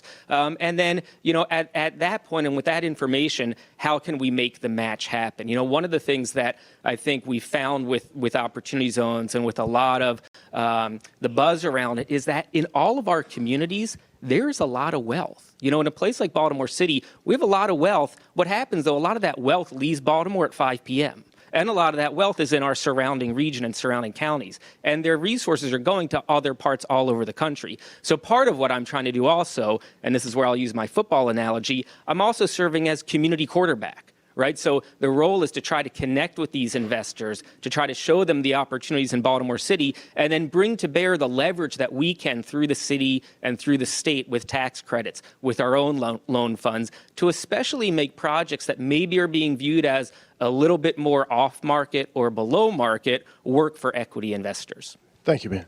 Jessica. Hi, I'm Jessica Burke. I am the General Counsel for the Kentucky Cabinet for Economic Development. We are the statewide economic development agency. And just to clarify, our capital city is Frankfort and our largest city is Louisville. Do not pronounce it incorrectly. I did not want to correct the secretary while he was up here and he was trying to catch us. So Kentucky was one of the first states to have our opportunity zones certified by Treasury. And the day those were announced back in April of 2018, a website went live, kyoz.com. It's my favorite website in the world because it has all of our information about opportunity zones in Kentucky on that website. It has all the regulations summarized being the operative word. And it shows how investors can benefit.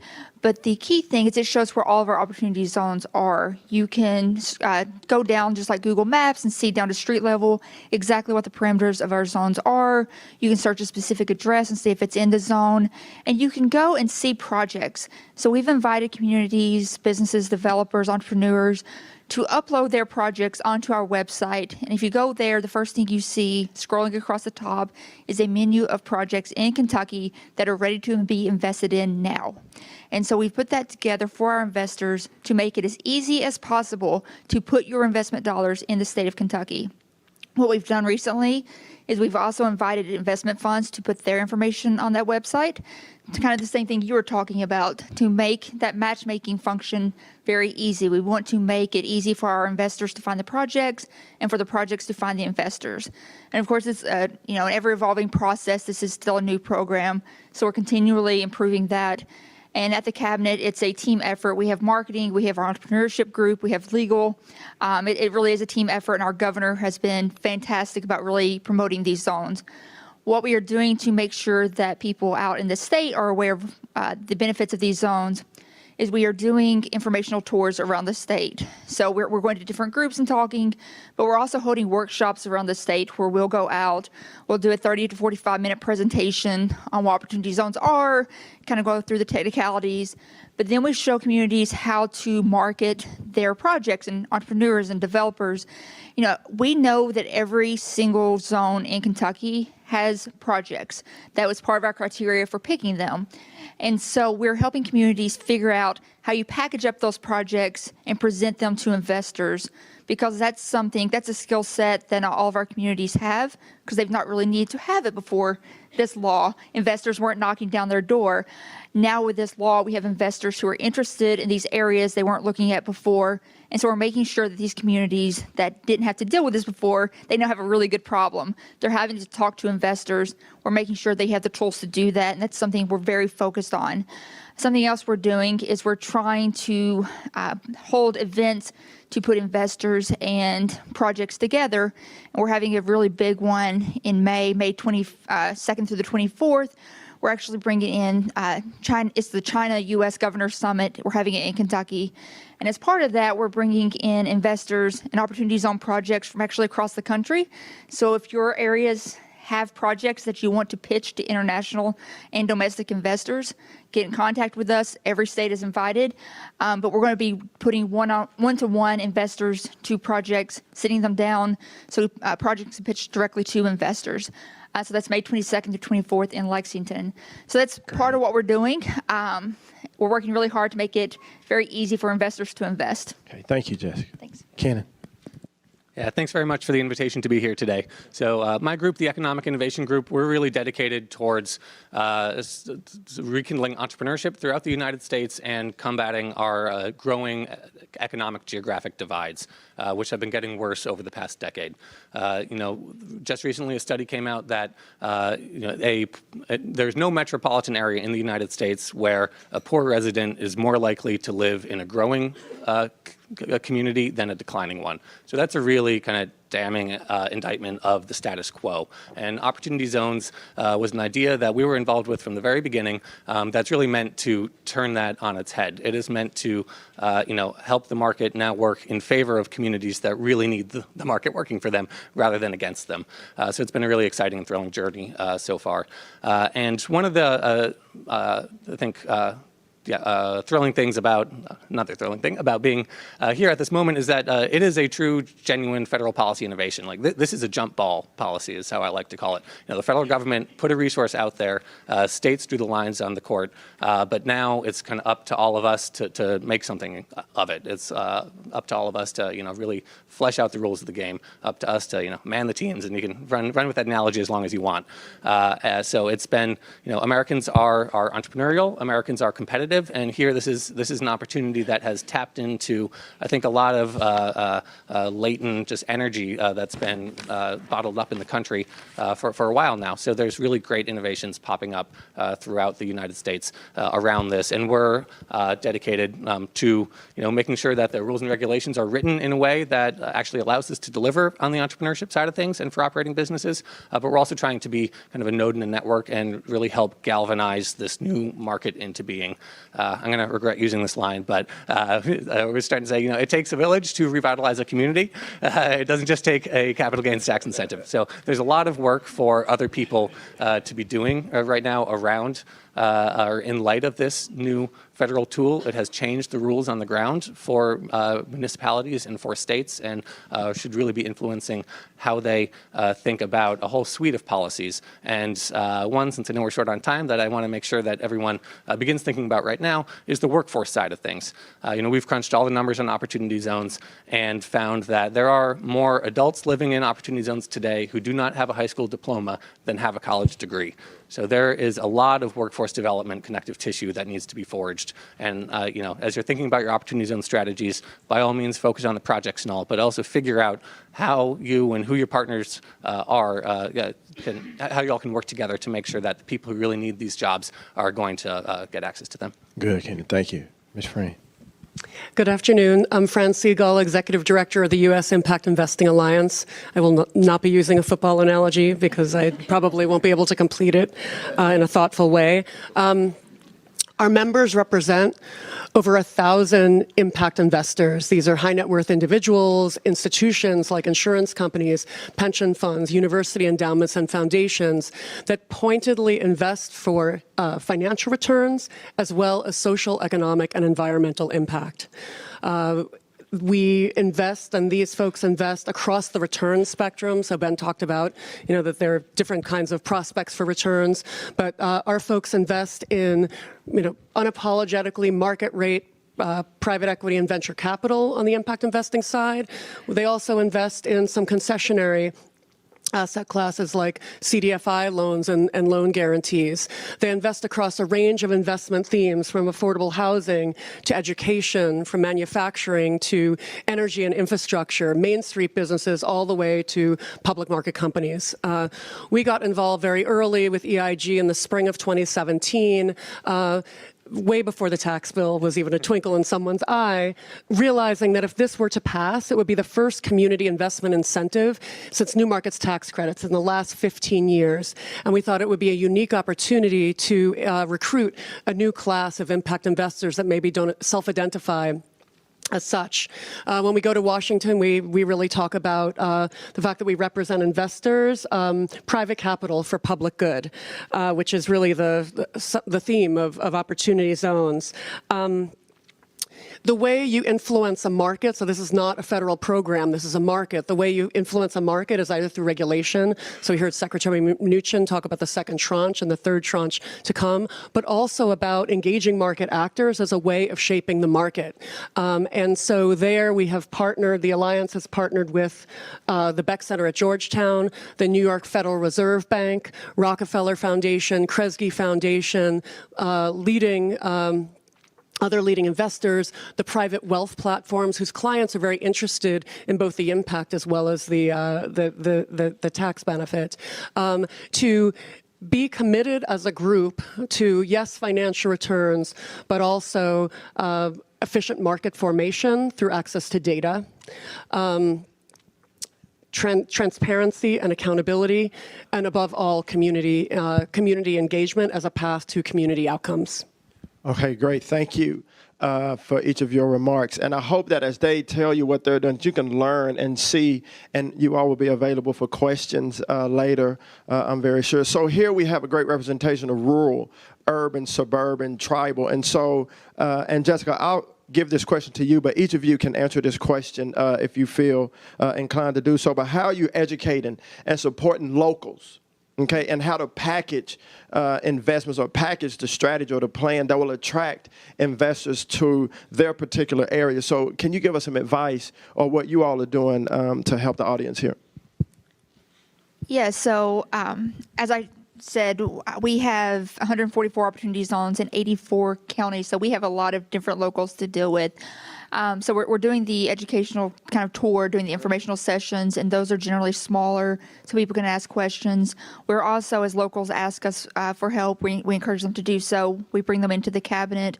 We'll have them meet with, our legal department, our marketing department, our business development department, our workforce folks, to kind of hit all those areas that they need to be thinking of. And we're also looking at actually hiring some folks just to work on opportunity zones, so we can have basically field representatives to go out and do this kind of work as well. So we're always looking at new ways to do it, but it's a lot of hands-on, marketing, workforce, business development, make sure all those components are met. Oh, great. Thank you. So anybody else want to comment on that? For people that may not have a robust operation as this, how do people package this to attract investors, maybe in a rural area or a smaller town? Anybody, you want to speak on that, Ben? Yeah, sure, I can speak to that. One thing I just want to pick on real quick, though, here is that, part of how, in our example as a city, when we're working with locals, it's with our local community organizations, faith-based groups, et cetera, who have projects they're working on.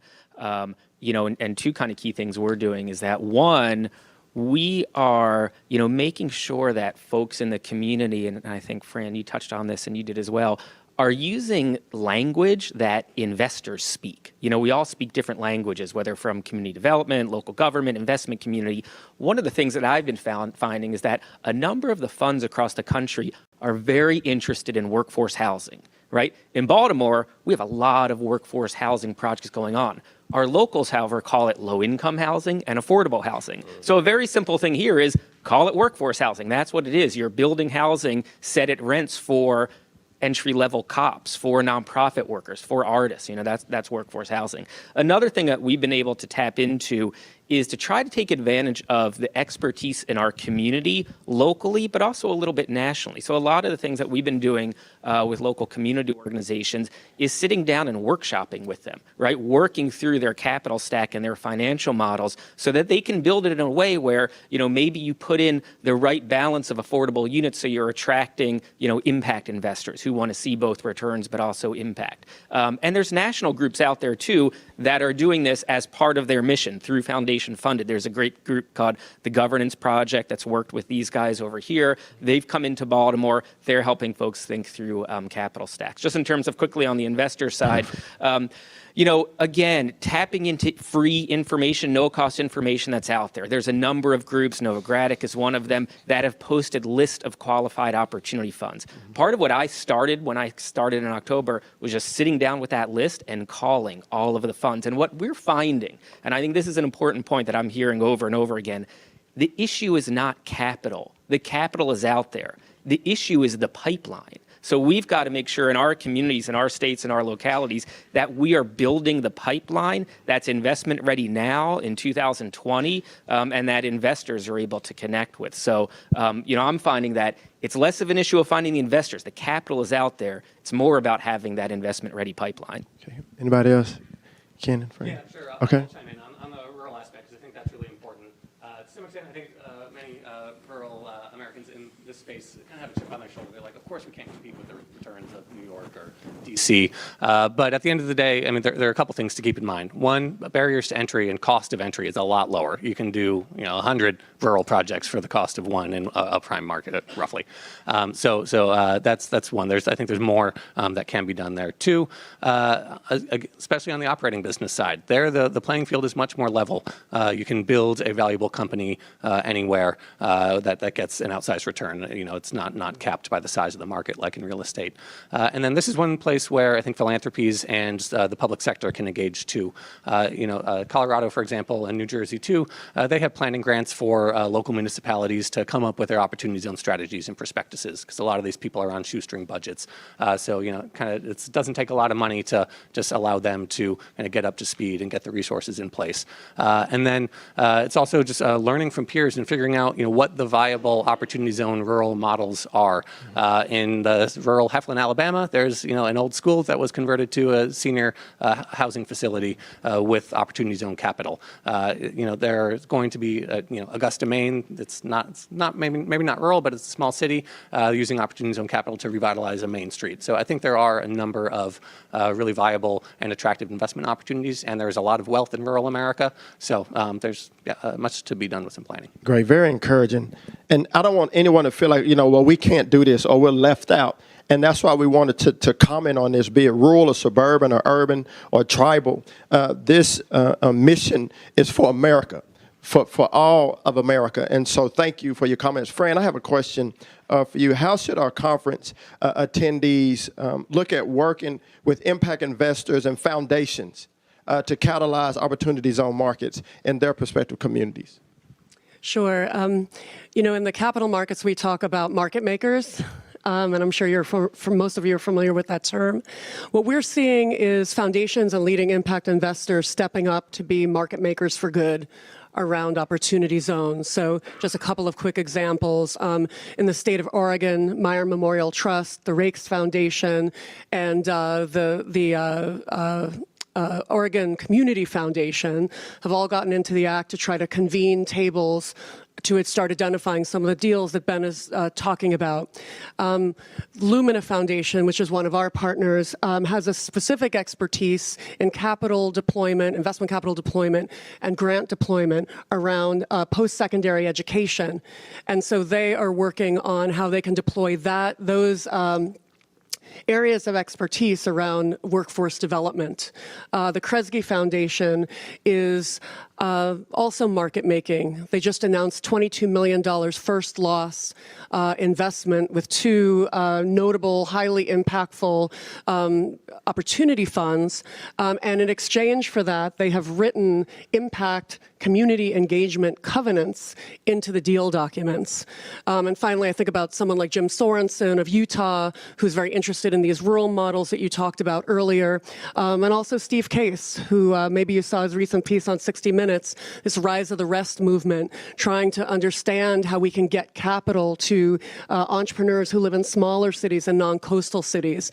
And I say that by way of indicating that if you all have community foundations, national foundations that play in your specific communities, those are folks to engage, communicate what kind of tools you need in order to create the deals and attract opportunity fund capital. So those are some ideas. So one other thing that I wanted to touch on briefly that another speaker did is look at not only your residents, but maybe folks who grew up and you represent their hometowns. And this is an incredible way to catalyze local capital or capital that's moved away to revitalize the main streets that they grew up in. If I can just leave you with one last thing, it's a call to action, that this market is a state of development. You heard Secretary Mnuchin say that they just issued the second tranche of regs. There's a third tranche of regs afoot before the end of the year. you are not late to the party, you're early to the party. And we encourage you to reach out to your communities now, to engage now, because you're the ones who will shape this market for community impact. I just want to add quickly that, in addition to being kind of a market maker, philanthropy can also play a key role in supporting the operating systems and infrastructure for implementing opportunity zones. So just kind of clear example for me, my position within Baltimore City is funded by a local foundation. We can also have foundations working with us to help support the creation of databases. Kind of a key, operating component of what I'm doing to do this Match.com is I'm building a database, right? So we got a foundation who's helping the support of that relational database. And then we talked about kind of investment prospectuses. So here's our Baltimore City one. And again, there's a way for philanthropy to play a role in supporting the development of these documents. Yeah, absolutely, Jess. I was just going to say, what I get a lot is nonprofits wondering if they have a place in this opportunity zone ecosystem, and that there are certainly socially minded investors who are looking, or they still get the step up in basis. They don't have to get the 10-year return. So there are a lot of investors looking for social impact projects. So don't think just because you have a project that's not going to have a high ROI that you're not going to benefit from this. There is certainly a place for you in this ecosystem. Absolutely. And we have a great representation of faith leaders in the room today, and something that we've touched on just briefly. But I want to encourage all of the faith leaders that are here. You play a huge role, because a lot of times the church or the faith base, you have the heartbeat of the community.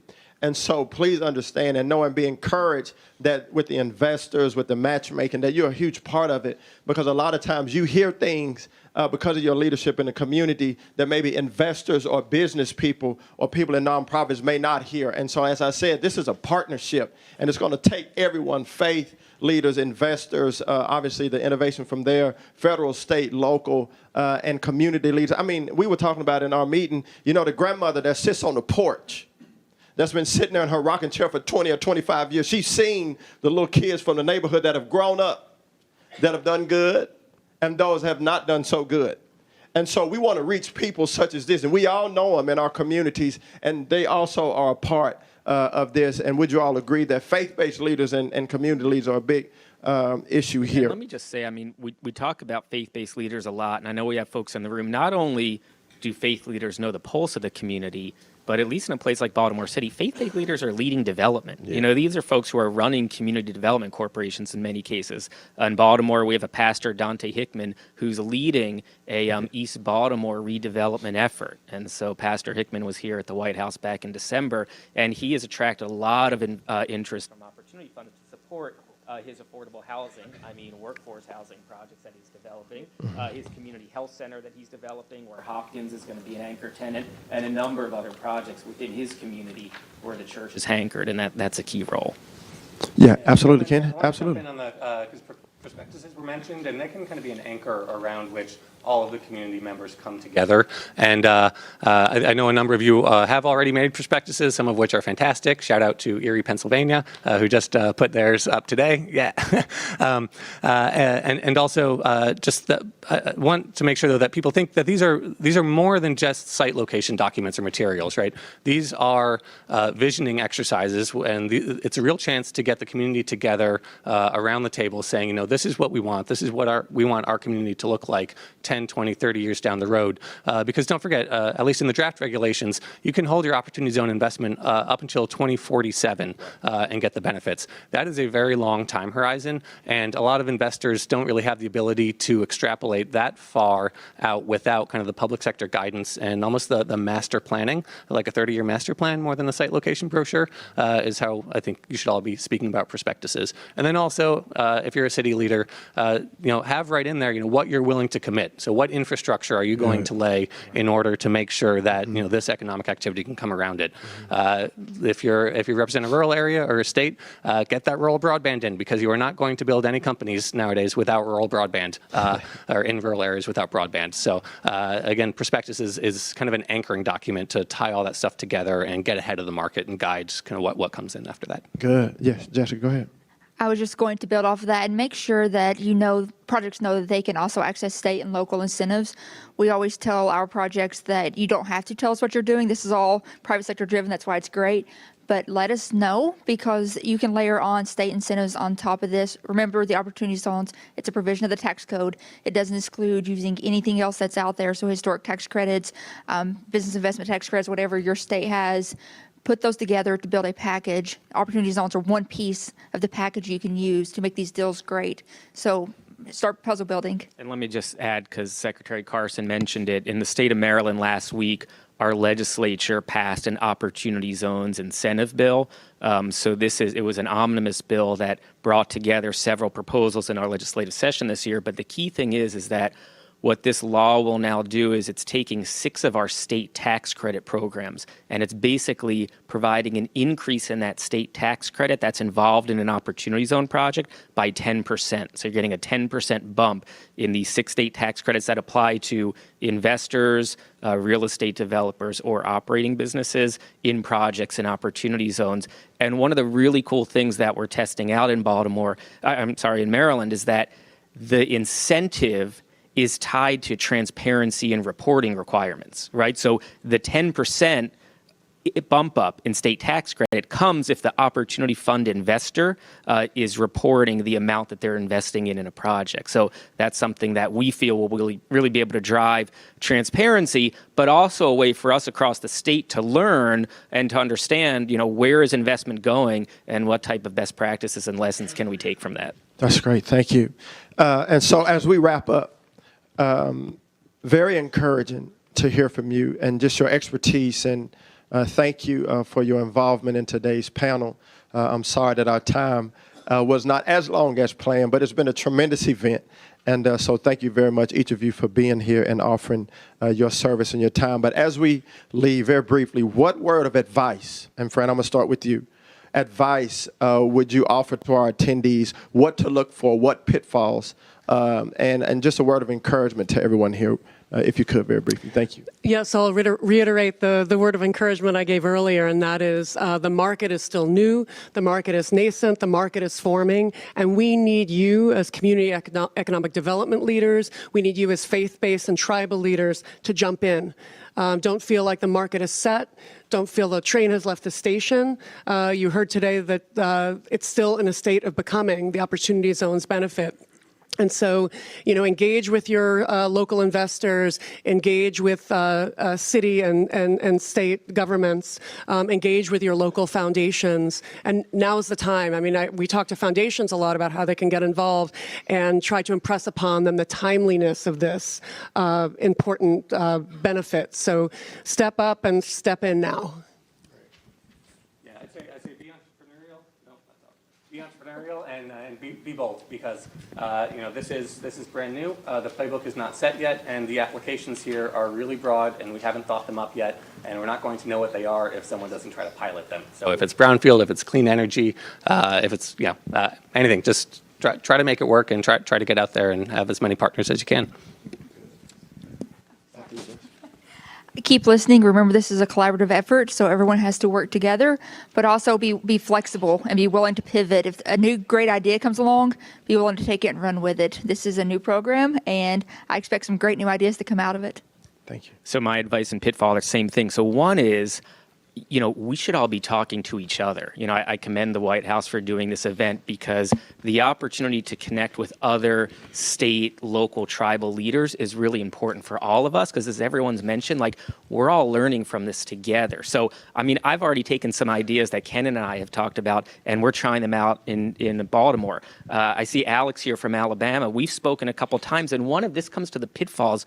One of the things for us to be aware of, when I started this, I was so excited. It's equity investors are coming to Baltimore and they're talking to us. This is great. But we have to realize we have to do our due diligence on the investors as well. Alex and I have even talked together about some of the funds we've been in touch with. And we've been like, are these guys real? What are they really looking at? Do they really have capital? They're talking about being investors, but how do we know? So I really impress upon you, it's exciting that we've got investors looking, in certain neighborhoods in Baltimore, but we also have to be careful about these investors being, really legitimate investors with real capital in hand. So I think by all of us talking to each other, we can kind of do that due diligence together, because because these investors are going from kind of one community to another. So that would be an important thing for us to do. Thank you, Ben. And thank you all, Jessica, Ken, and Fran. Ben, thank you. Can we give them a round of applause?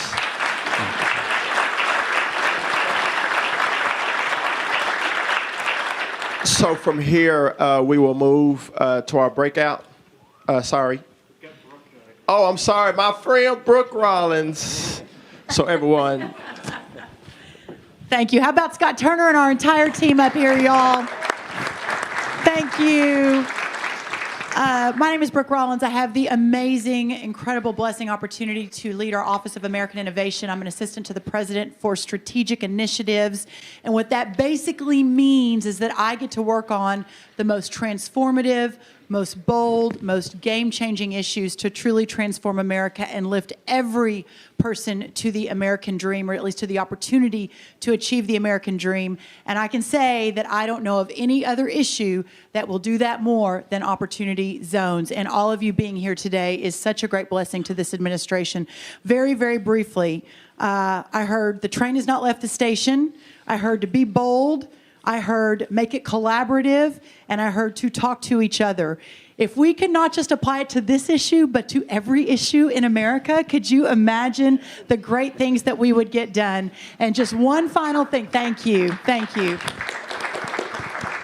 One final note. I know that, and I heard Scott say this, my great friend Scott Turner from Texas, by the way, extraordinary. I heard Scott say this when the president was here, that revitalization does not have a color. It does not have a party. No one cares who voted for whom in November. It really is about changing this country for the better. And so thank you to all of you for spending your time and your treasure and your sacred honor, your name, to come here and to be part of an effort to truly lift those Americans and work on behalf of those Americans who are forgotten, who've been left on the margins, but time has come to change that. So God bless you all, and thank you for being here.